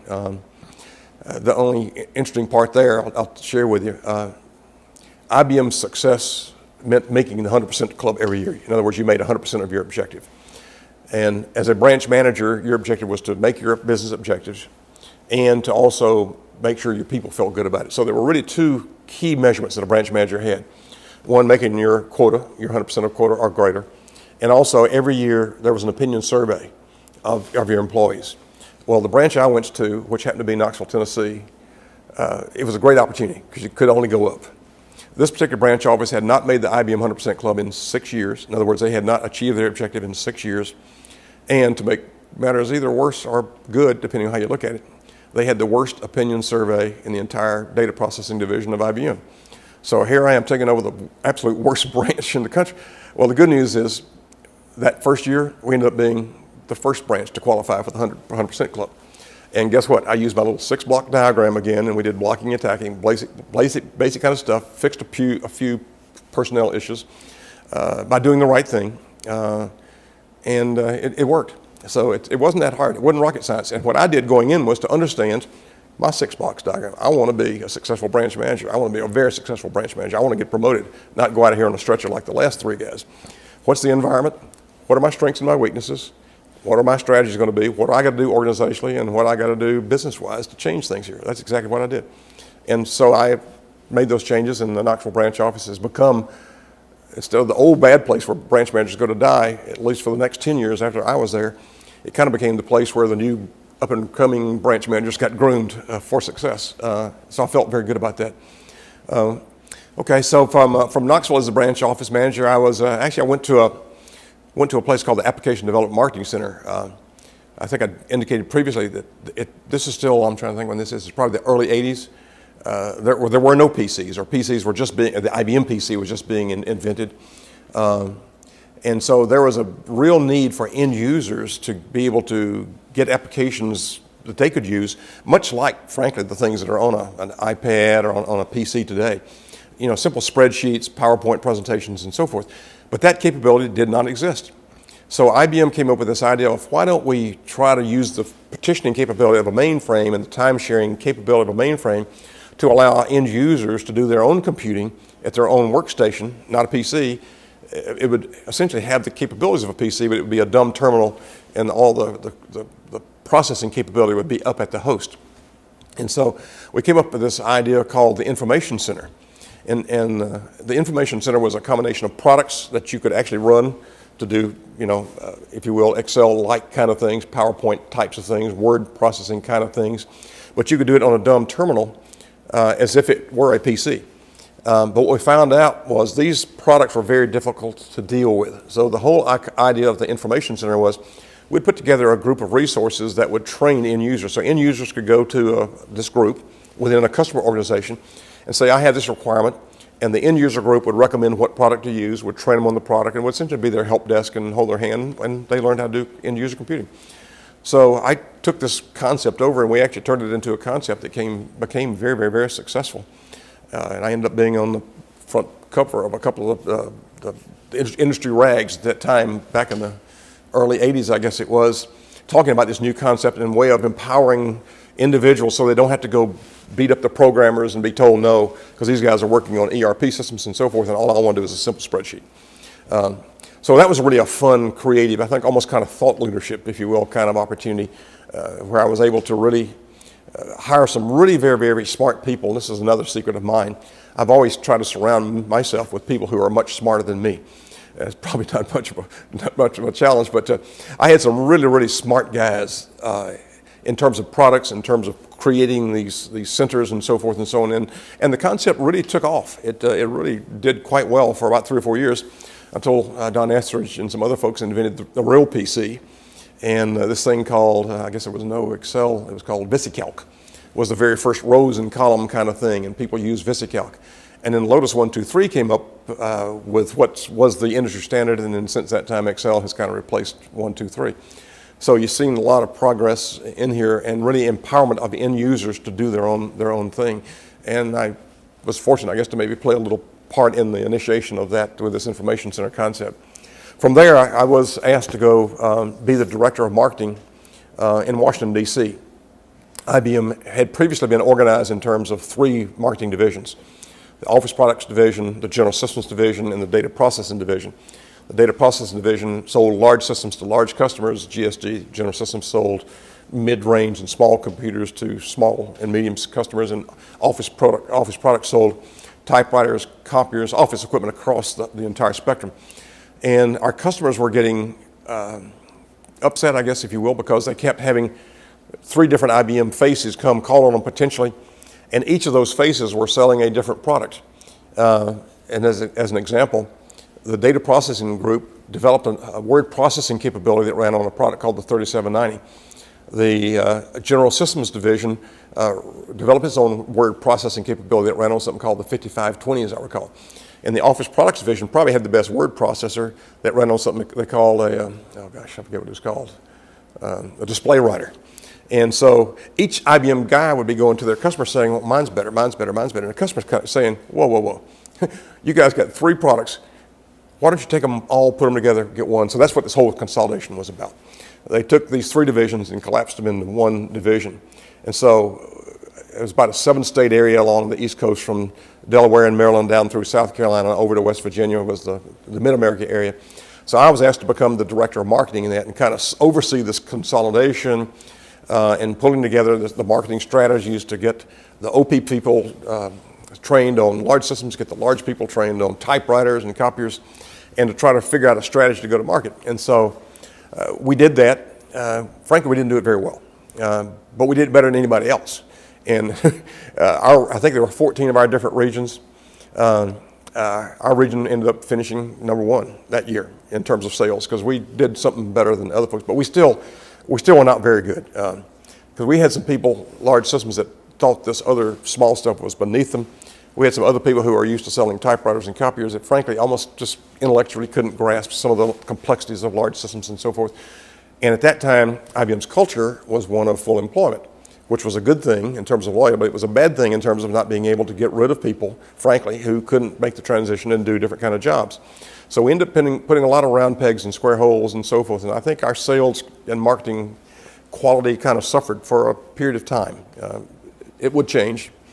But that's kind of what I did, and we put that together. I'll tell you in a little bit how I went back and changed that totally again, and almost got fired. But that was a big success. We did collapse the different cultures, and we did it so well, I guess, that not only did I get to be the director of marketing, but they said, we want you now to go be an area manager on Kansas City and run the whole thing, because we're going to now take services and sales and everything, put it all there.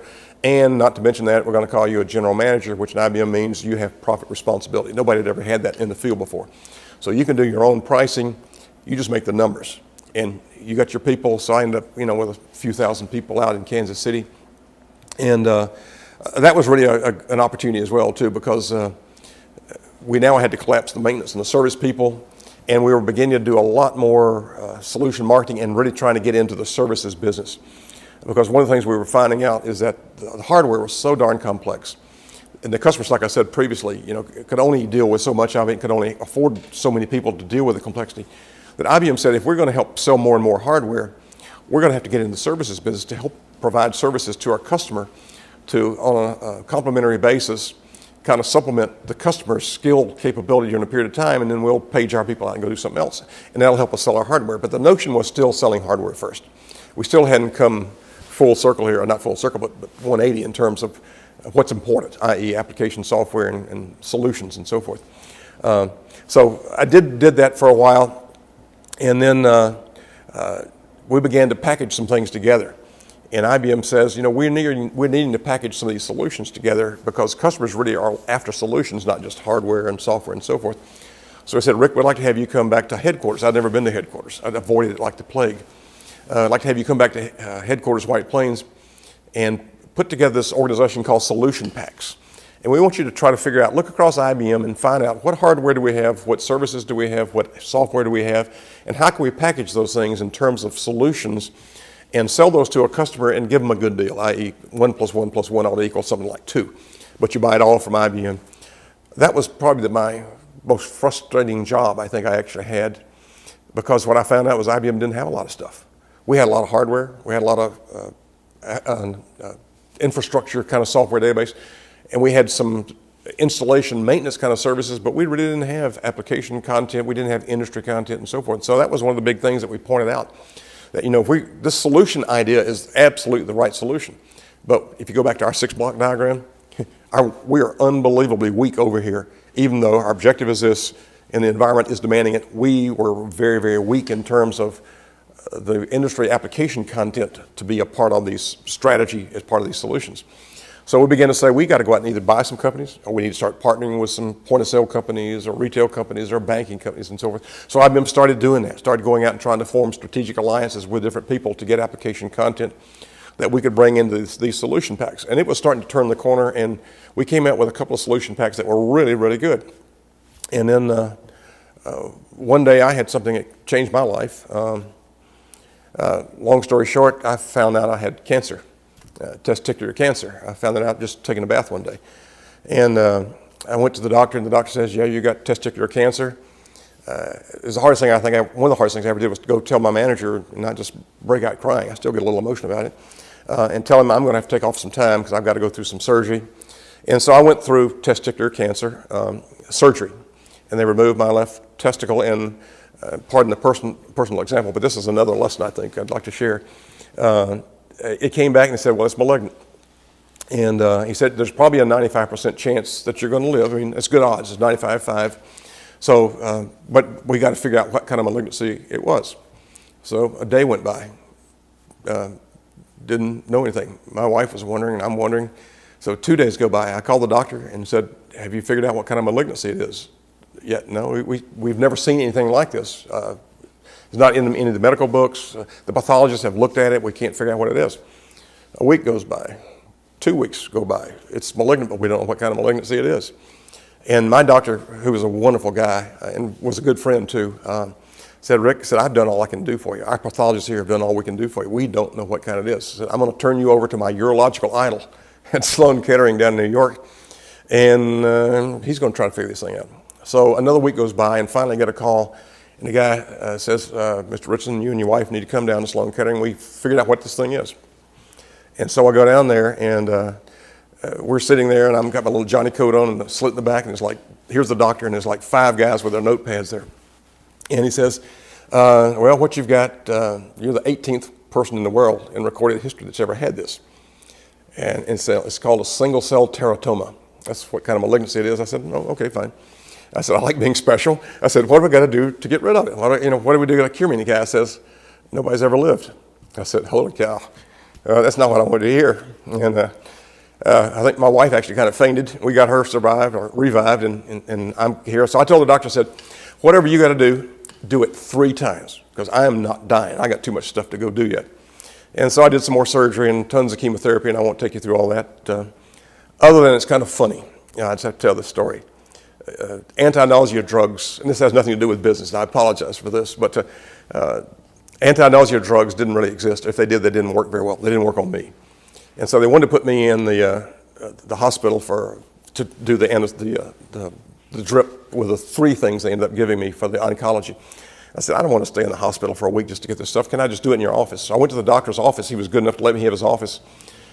These anti-nausea drugs were not cranked up to be all that they certainly are today. And so I would live in the doctor's office during this period of time. One of the things while I was there, I began to read his medical books.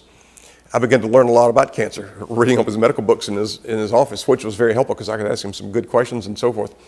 But long story short, about 5 o'clock, my wife would come to pick me up. We'd go home to Fairfield, and we'd hit almost the exact spot on the road where I began to feel nauseous. And I'd go home, and here again, I won't bore you with all this stuff, but make a long story short, I just threw up so much that I said, as long as I'm going to be throwing up, I might as well get good at it.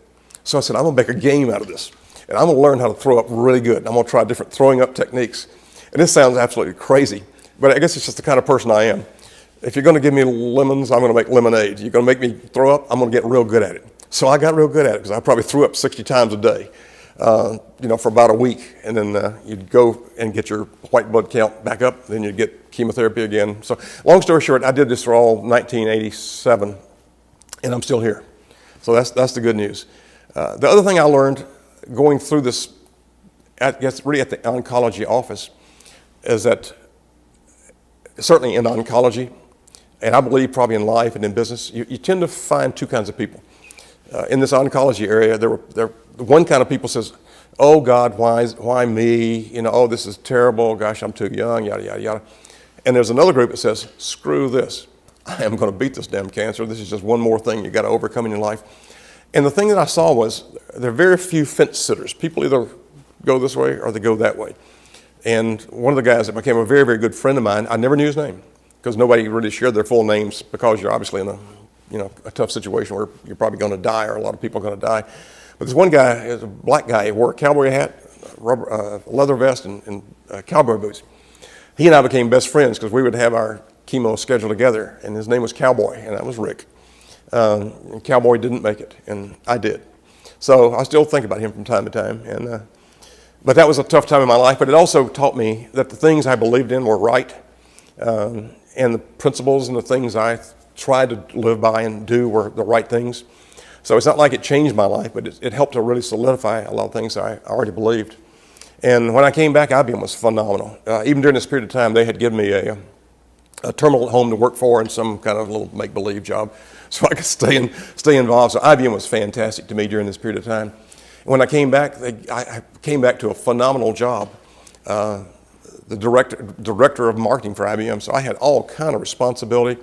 It was a huge, huge job, far greater than I'd ever anticipated. And I loved the job, except you didn't really have any customer interaction.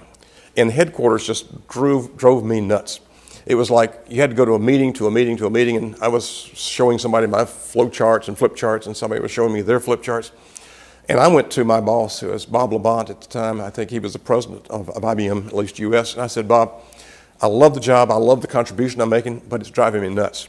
I just cannot stand this headquarters stuff. I really want to go out and be with customers and be with people again." So I ended up taking a job, kind of a step down, working for a former peer. And I became the trading area general manager for insurance, transportation, and retail in New York City and New Jersey. So I had New York and New Jersey for those industries. So I had some great accounts. I had MetLife, Prudential, New York Life, TIA, CREF, AIG. I had Woolworth, Macy's, Bloomies, Toys R Us. So I had some wonderful accounts. I had UPS as an account client. And I got to know those people. And that was really a great opportunity to be able to go back to New York and back to customers. And so I go back and I said, "Well, I've been gone a couple of years now with this cancer stuff and this director of marketing kind of stuff. What's going on?" And come to find out, it was just really in a continuation of where I'd left it. Customers were demanding more and more solutions, demanding more and more application content, were needing more and more services, needing more and more solutions. And IBM was still organized, back to this culture box, organized the way they'd been organized for, I think, probably 60, 70 years. There was a branch office manager, which I'd been. You had marketing managers, you had system engineering managers, and you had administration managers, and then you had your clients. And on like a New York Life, you'd have an account executive on New York Life, and you may have 5 or 6 system engineers that help them work in the data center and support them and so forth. And you had an administrative team assigned to New York Life, and you had a similar organization for Metropolitan Life and a similar one for Prudential. And that has served IBM well for a lot of time. But knowing me, I bring out my little 6-box diagram. And I say, I'm going to be this new trading area general manager, and I'm hearing that IBM needs to change. I can't change IBM. I chose not to do that. I was getting frustrated in headquarters. But I can change my little trading area if I want to. So I said, let's just take a look at this thing. And share some of probably IBM's dirty laundry, but it's good now because it's really changed. But the culture at IBM back then, this branch office culture, the branch office, just like when I was branch manager, you ran on an objective. You had a revenue objective, and now you even had a profit objective, and you still had your opinion survey objective. And the way we set quota in those days was really almost like using taillights. It was really very backwards. We'd go back and look at last year and see what you sold at Prudential, and 2 years ago and see what you sold at Prudential, and 3 years ago maybe sold at Prudential. And then we'd average it and say, well, gosh, but we need to grow our business. This next year we're trying to grow 6%. So I need you to do what you've done on average the last 3 years plus 6%. That's your new objective. And it was an absolute game because the sales plan at IBM, here again, part of the culture, people behave based on how you pay them. And they were paid based on hardware. still, hardware sales. And the way to make a lot of money as a marketing representative was to get a very small quota and have a very high achievement on top of that very small quota. The last thing in the world you want was a big, high quota. And so it was really nuts. And so I came back and kind of pulled out my little diagram and started looking at this environment, this IBM environment, said, you know, IBM's not growing. We're actually talking about breaking IBM apart. Lou Gerstner's, I don't recall if he'd come in yet or not. I don't think he was quite there yet because this was 1990, 91, 92. But the thing we began to do is to say, you know, if we're going to really be successful in IBM, in my little piece of IBM going forward, we have got to really change that paradigm. We cannot have a motivation system based on quota that motivates people to forecast low results because everybody wanted a low quota. So what we really need is people to reflect what the reality is. By the way, we don't need to keep setting quota and looking at our forecasting based on taillights. We need to start looking at headlights. And so one of the ideas that started bumping around in my head is we need an opportunity identification and an opportunity management system that looks forward and tells us what customers really need and what customers really want, not what they've done for 3 years plus 10%. So I began to come up with this idea of putting together an opportunity management system. And I even had a system engineer that was working for me, a system engineering manager that was really good with spreadsheets and so forth. I told her name was Lucille Valvallo. She ended up being big at IBM doing this. I said, why don't you begin to put together just a spreadsheet, a simple spreadsheet, and let's just kind of plug in some numbers and kind of see what kind of forecasting, what kind of opportunity management system we might be able to develop here and how hard it might be. So that was one idea that came up based on the idea that we want to look forward, not backward, and I want people to try to grow the business. I want it to be a positive thing to grow the business and declare opportunity, not try to hide it. So that was kind of issue number one. Issue number two is the branch organization. System engineers that worked on Prudential didn't go work on MetLife or didn't go work on UPS. They worked on MetLife. So what if MetLife is not going to have a big year this year? I mean, they had a big year last year. They can't keep having a big sales year this year. Well, those 5 people were basically there not generating any revenue. They were kind of babysitting last year's revenue. So the other idea that I kind of came up with was said, you know, we need a more fluid, more virtual system engineering group of talent and so forth that can kind of go to where the opportunity is, not to where it has been in the past based on the footprints that we have in the data centers.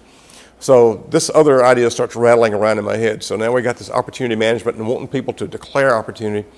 And we got these system engineers we need to deploy based on opportunity, future, not past. And I said, you know, we still got some more changing to do. So I said, let's look at a couple other things. Let's look at the sales plan. IBM is saying we need to sell services, yet how do they pay us? The sales plan says it's all hardware. So you're saying one thing and doing another thing.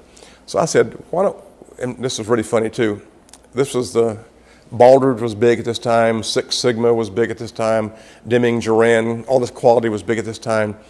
My boss was going around telling everybody you're empowered. I'm telling my employees, I know what it meant. I said, but you're empowered, you know, if you see a change that should be made, let's make it. So we're all empowered, let's get in this thing together. We're making all those speeches, but nobody was doing anything. Well, I decided to heck with it. I've had terminal cancer. I'm going to make some changes. I'm going to make some changes. I can't change IBM, but I can change my trading area. And I think it's going to be changes for the better. And by the way, I'm not going to go ask anybody because they said we're empowered. I'm just going to go do it. So we began to do a couple things. And I really had some fantastic branch managers working for me because basically they were working themselves out of a job because I was going to do away with the branch office structure. I was going to have all the account executives, which were about 20, report directly to me, not the branch managers. And I was going to put in place a guy who I think nominated me for this, Steve Barmioli, as the services center manager, and all the system engineers were going to work for him. And he was going to really try to do 2 things. He was going to service the existing accounts, plus he was going to try to set aside a very large and a growing number of these system engineers to develop their skills and to have them become billable, as well as providing services. So we were going to do 2 things. We're going to blow up the branch office organizationally. We were going to tell the marketing reps, if you want to make a lot of money, it's not going to be by getting a small quota. You're going to make a lot of money by declaring your opportunities using the system we're going to develop called OMSYST, Opportunity Identification and Management System. And you're going to get system engineers to go work on your accounts and help you sell those opportunities based on the opportunities you declare. Not the fact that Prudential's always had 5, and MetLife's always had 3, and so forth and so on. So this was a huge, huge, huge cultural shock to these people. But I had good buy-in from most of my branch managers. One guy had been there 30 years. He was going to retire, so he retired because he couldn't make the change. So this was a huge, huge change for IBM. And like I said, my branch managers, 4 of the 5 were very helpful in this conditioning our people that we're changing IBM, we're changing IBM for the better. But we were really making some significant changes because we also developed our own sales plan. We said, we're going to pay people, we're going to take all the discretionary money you would have gotten from the sales planning people up in headquarters. That's going to come to us. And we're going to pool that money based on who sells the opportunities, and the more application and the more services content in those solutions, the more money you're going to make. Fundamental, total difference. By the way, you're not supposed to do that. That's a different story. And by the way, we're going to implement this opportunity identification system. You declare all your opportunities. If you want a low quota, I'll give you a low quota. You're not going to make any money. So declare your opportunities, declare a lot of opportunities, and you're going to make a lot of money. And by the way, you can't just declare a lot of opportunities and have me waste money, because I'll wrap your knuckles for that too. But declare a lot of opportunity that's real. Let's all put our shoulders to the wheel, go after it. And by that I mean I'm going to put our system engineers with you and our other sales assistants with you to help go sell these kind of things. We're going to really go drive value with our customer. We're going to start doing these things called CAPS reports every year. We're going to talk to our customer. We're going to tell them, we're going to talk about our relationship. We're going to talk about what we did and what we didn't do and how much more we think we can do to help you. And we're going to talk about where we helped you in your business. We're going to communicate that. We can't assume they know that. And so we're going to pay our people differently. We're going to organize differently. We're going to go to market differently. And we're going to go be successful. And so I went to our kickoff meeting, I probably want to say it was 1992, and we announced that we were going to go do this. Now, people had kind of heard bits and pieces of it, but I announced that the branches were going away, and we promoted the branch managers, and we gave all the recognition event for the last year. And we came up and we said, now here's the way we're going to do business in the future. We're going to grow IBM. We're going to grow our customer relationships, and we're going to do that by bringing value to our customers, and here's how we're going to do it. We're going to talk about what the opportunities are. We're going to allocate the resources to go get the right opportunities, and you are the folks who are going to make it happen, right? It was like deafening silence. I said, right, and oh yeah, we're going to go do that, kind of patronizing. So long story short, I get back to my office about an hour, and the area manager with whom I worked for, I was a trading area general manager, the area manager, Bob Timpson in New York, he was a former peer of mine when I was in Kansas City. He was there in New York, but I'm now working for him. So he calls me in. He says, what have you just done? I said, well, you told us we were empowered. And you told us to use Deming and Juran's and Six Sigma methodologies and so forth. And we've done that. We've looked at what our problems are. And we've determined we have a problem identifying opportunity. The sales plan's inconsistent with how we want our people to behave, and on and on and on. And so I've developed this new way of running IBM. He says, good God. I said, don't you know? I said, you told me, excuse me, we're empowered. So I went and announced it. I told him, I said, look, if this doesn't work, you fire me. He says, I will. So I said, fine, you got a deal. Another one of these long story shorts, that next year, I think there were 56 trading areas in the United States. We finished number one. Number one in terms of productivity, number one in terms of overall profitability, and number one in terms of overall revenue. And we fundamentally upset the apple cart. And but the good news is that this is the way IBM is organized today, is based on what we did back in 1992. That was one of the most fun things I did. It was one of the most scary things I ever did. But I think it was one of the most meaningful things I ever did, because it really kind of shaped opportunity management for IBM. It changed the sales plan. It changed organizationally what we did, how we go to market. And I didn't do it by myself. I had some really good people who were smarter than me, Denise Boniudo, Steve Grove, and some others that were branch managers that really were talking themselves out of their own jobs, but they did it because it was the right thing to do. And so we came up with this new strategy, if we will, from IBM, and it all was based on my little 6 box. The environment's this. We got the wrong skills, and our goals and objectives are fine, but we had the wrong strategies. We're organized wrong. Our business processes are wrong. We're paying people the wrong way. We're identifying opportunity the wrong way, tail lights versus headlights. And so we made those changes, and those are changes that obviously worked for the better. And I think IBM's kind of organized the way they're organized based on why we did what we did to 20 plus years ago, I guess it is now. I don't think I would have done that had I not had terminal cancer. Because like I said, cancer's serious. Changing an organization, you can always change it back. But I think you got to have the power of your convictions and try to do the right thing and have that right thing bounded on, already based on good principles. And just maybe kind of in closing, I'll go back to my 12 principles that you got to be trustworthy, loyal, helpful, friendly, courteous, kind, obedient, cheerful, brave, clean, and reverent. To be a good manager, I think to be a good executive. And I think I tried to be one. I think I was one. We did a lot of fun things. And that's kind of, as the story goes, my story, and I'm sticking to it. So that's Rick Richardson and IBM, and 30 years formally and 15 years since. So I appreciate the opportunity to have spent this time with you, and hopefully there's a lesson or two in there that you can take along and make your lives and make your business careers more successful. One of the things I mentioned that in my IBM career, the first 30 years, I did call on a number of CEOs and worked with Sam Walton and Bill Dillard and Harry Hahn at New York Life. So I always tried to go out and get to know them on a personal basis and also know their business and try to make a contribution to their business. That's the thing that's really driven me. I think if anything, I learned that from this salesman, George Knight. He was the best guy, I think I told you, that ever worked with customers, because he focused on what was the best thing to try to help them. In the last 15 years, where I've probably, like I said, called on over 400 CEOs, it is amazing calling on those people. And there are some common traits and common grounds and so forth.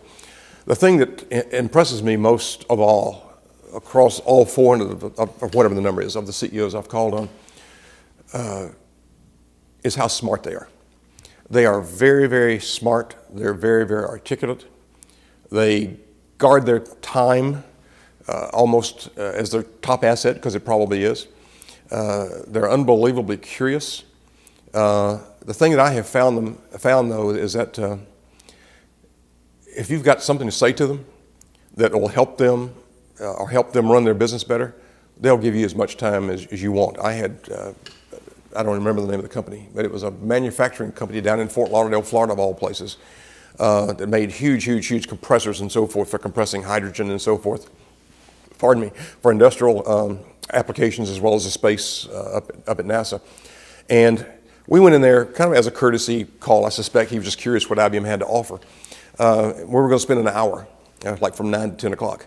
We left at 8 o'clock at night. He had us walking through his plant. We ended up doing all kind of things. And every single thing that he kind of talked about, I'm trying to do my little 6-block example. And if he's saying, this, and this, I'm saying, he's got a disconnect here. And it's really interesting, for me at least, using a little 6-box model. If I can go in and talk to a CEO for an hour, I'll guarantee you there's 2 or 3 things, just having them talk about, where their business is today, where they're trying to take it within whatever planning horizon they're using, 3, 4, 5 years. And be honest. And that's the other thing has been totally surprising to me, is how candid these CEOs will be.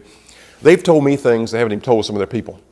I've had the IBM marketing rep with me they always go with me on these calls, along with the IBM consulting person that has, expertise in that area. And any number of times after the meeting with the CEO, the CIO will come up to the IBM marketing rep and say, "What did the guy tell you? Because I've never met him. I've never sat with him, never had him talk to me about the business." And so that's not good news. But there are a number, and I'd probably say it's in the 30-40% kind of range, where the CIO and the CEO have a distant relationship. They don't really have a good communication, and they don't have a good dialogue about, here's where I'm trying to take the business, and here's what I can do to help you. Rather, it's, okay, here's where I'm trying to take the business. Here's what I want you to do. Go do it. It's more of a traditional DP manager versus a true CIO. But I found these CEOs will be unbelievably candid, straightforward, honest, and don't waste their time. The other thing I found that they are absolutely intent on doing is cost. Every single one of them is trying to take cost out of the business and drive cost out of the business. They're also, I think, looking at the paradigm view of their business, I think, to their credit. Almost all of them are looking beyond the 9-dot, box and connected, lines with 4 lines, that sort of thing. They really are thinking outside the box. They're constantly looking at things that are happening. They read a tremendous amount. They talk to a lot of their peers. They're constantly thinking about their business, how they can make it bigger, how they can make it better, or where they can merge or acquire, or even in some cases where they can divest, because this is running out of core competency of ours. But totally focused on cost. I think the other thing that a lot of these guys really are, some to more or lesser degree, is really taking the kind of thought leadership approach too, of really looking at their business and saying it's not just my business as a CEO and I'm here and I'm proud of it, but rather looking at it from outside and coming back and saying, look, and I have a saying that there's no, parents, to all parents, there's no such things as ugly children, but there's a lot of ugly kids out there. Well, that's true in business too. And I think most CEOs love their business. They're proud of their company. They don't see anything ugly there. But let me tell you, there's some ugly kids in your business. And the more successful CEOs, I think the ones that have the thought leadership and maybe the internal courage too, to kind of step out of their CEO role and step out of their company and look back in, and things that they may have even created, things that they may have even had responsibility for when they were working their way up in their company, if they got to where they are that way. They need to have the courage to say, that's not good. We're either going to change that. It's not a core competency. We're going to get rid of it. We're going to outsource it to somebody else that does it in a world-class kind of fashion. And I know it's going to upset some people because we're going to have to fire some people and so forth, but you got to do it, because if you don't do it, the competition will. And if the competition does it and you don't, you're at a competitive disadvantage. And so it's a constant game of leapfrog, I guess, is one way of looking at it. And if you stand still, somebody's going to leap right over you. So the competition is going to do something that differentiates them further from you. You've got to do something that not only matches their differentiation, but advances the ball again in terms of the high ground, and try to do it in such a way that you've got high switching costs. So maybe rambling a little bit, but I think intellectual creativity and thought leadership is something that I find in common with all these executives, and it varies by industry. Certain industries have different issues than other industries, so there's some sub, if you will, kind of layers of things that they do as well. But intelligent, guard their time, laser focused on cost, and constantly thinking outside the box in terms of ways to build their business, grow their business, further differentiate their business, as well as shed non-core activities. I think would probably be the commonalities I think I see across the CEOs I've had the opportunity to visit with. Maybe in summary, I guess if I've been successful in conveying a few things, what I've tried to do, I think, is convey four things. First of all, that life, things we do in life, positions where we are in life, certainly positions where we are in business, is a series of pyramids, and we always enter that next pyramid at the lowest level, and you've got to compete within that pyramid to rise to the top, and you've got to rise to the top in order to get to the next pyramid. And when you're at that next pyramid, welcome back to the bottom. It starts all over again. But in my life, I think there's probably been 20 or 30 pyramids, and you constantly go through those pyramids, if you choose. I mean, make a point of that. To be a good person, I don't think you have to be a CEO. There's a lot of people who are very content to be in this pyramid because lifestyle, family, don't want to leave this area. It's not a good or a bad thing to be in a pyramid, so to speak, just to use that analog, and stay there. But the point is, if you're there, think about it. And how does somebody stay there? How does somebody still be the best you could be within that pyramid? And you may or may not do that in order to advance. You may do it in order to stay, in order to save your ass. Because, in a lot of professions, you don't stay around if you're there for a long period of time. So I just kind of try to share that idea of this life as a series of pyramids and the thought processes that go around that. Number two, and probably the thing that I talk the most about, is this little 6-box model that I have used to strategize my life, strategize my organization at IBM, strategize businesses, work with the Urban League people to help them strategize for their business. I found this 6-box model to be a very powerful and simplistic but powerful way of looking at businesses and things. So I try to share that with you. The other idea is just the notion of paradigms, looking at things not just from the inside of our business, but stepping out of looking at the overall template, the overall pattern of an industry. Who are the players? Who are the movers and shakers? Who are the influencers? Who are the followers? Who are the leaders? And by the way, how does this paradigm intersect, if it does, with other paradigms, and who's driving that, or who could drive that, and who could make the difference? So the notion of paradigms. And then the last thing is just the courage, the power of your conviction, feeling good enough about yourself, feeling good enough about your principles and what you stand for, to not be politically right, but do the right thing at the right time for the right reason, and let the pieces fall where they may. Because I think if you are doing the right thing and you're doing it for the right reasons, the pieces are going to fall absolutely in the right way. If you're screwing up, you're going to screw up, and you pay the price. So be careful. Don't do the wrong things. But those are, if you will, the 4 lessons, if there are lessons to be learned, that I've tried to share today, and I hope in some way I've been able to do that. I tell you the thing that I'll just tell you about me. The thing that motivates me, 'cause I love, I'm not sure if it's left brain, right brain thinking, but the kind of thought leadership, the kind of thinking stuff. Yeah. The thing that motivates me, and I don't know if you teach this so much as you create the environment for this, or you show them that other people have done this, and you mentor and there's role models and so forth. I do it because it's fun. I find it very, very stimulating, and I just love to think about it.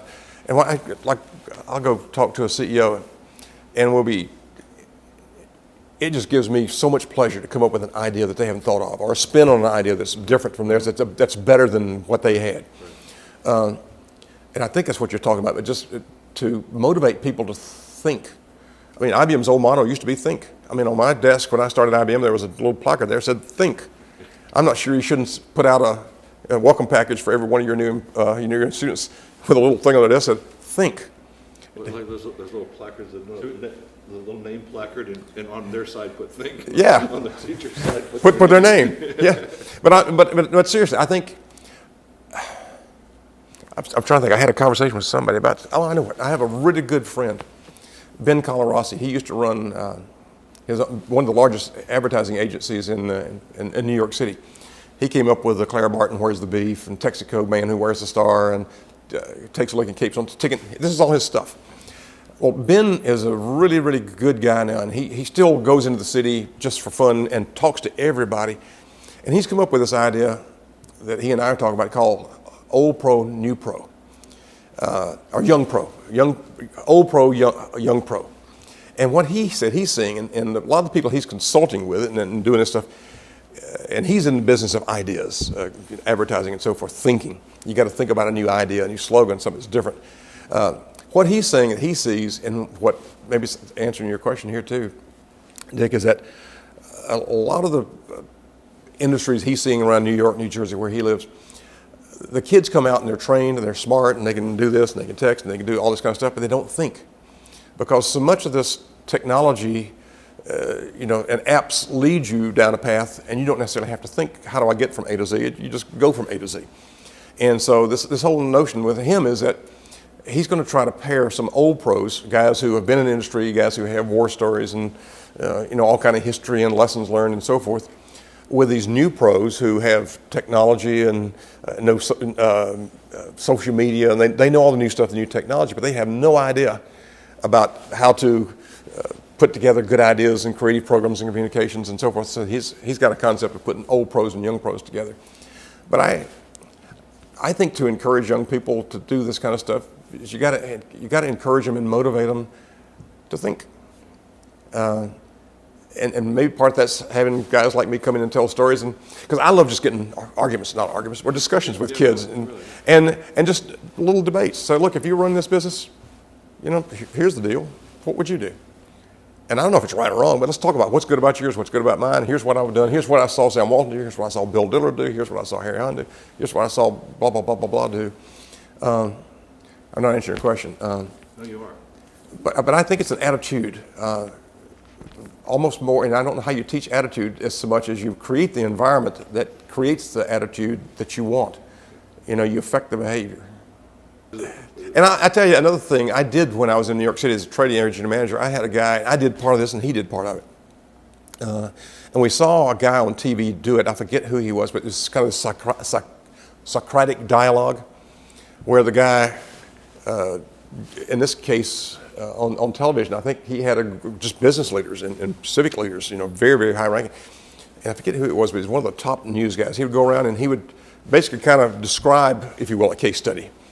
And give them, the lay of the land, and then he would go to and say, "All right, Mr. Teeters," he wouldn't give him the opportunity to hide. He'd go to you and say, Okay, I'm saying to you, here's my problem is this, blah, blah, blah. What do you think? What would you do about it? You know, and kind of put them on the spot, and get that, but that's Socratic, I guess Socrates, Socratic dialogue is another way of kind of doing the case study approach, but you do it real time, and you make sure that people are involved. If you see somebody kind of, Their turn. you get them, you don't let them hide, and you make them, if they're not thinking, you make them think. You don't give them a chance. You have an alternative. If you've got to think, you've got to answer my question. You can't say, I don't know. Because if you say, I don't know, I'll say, well, take a shot. First thing that comes to your mind. If you're, you just, I'm just talking off the cuff, but that would appeal to me. I think that would be a good way to do it.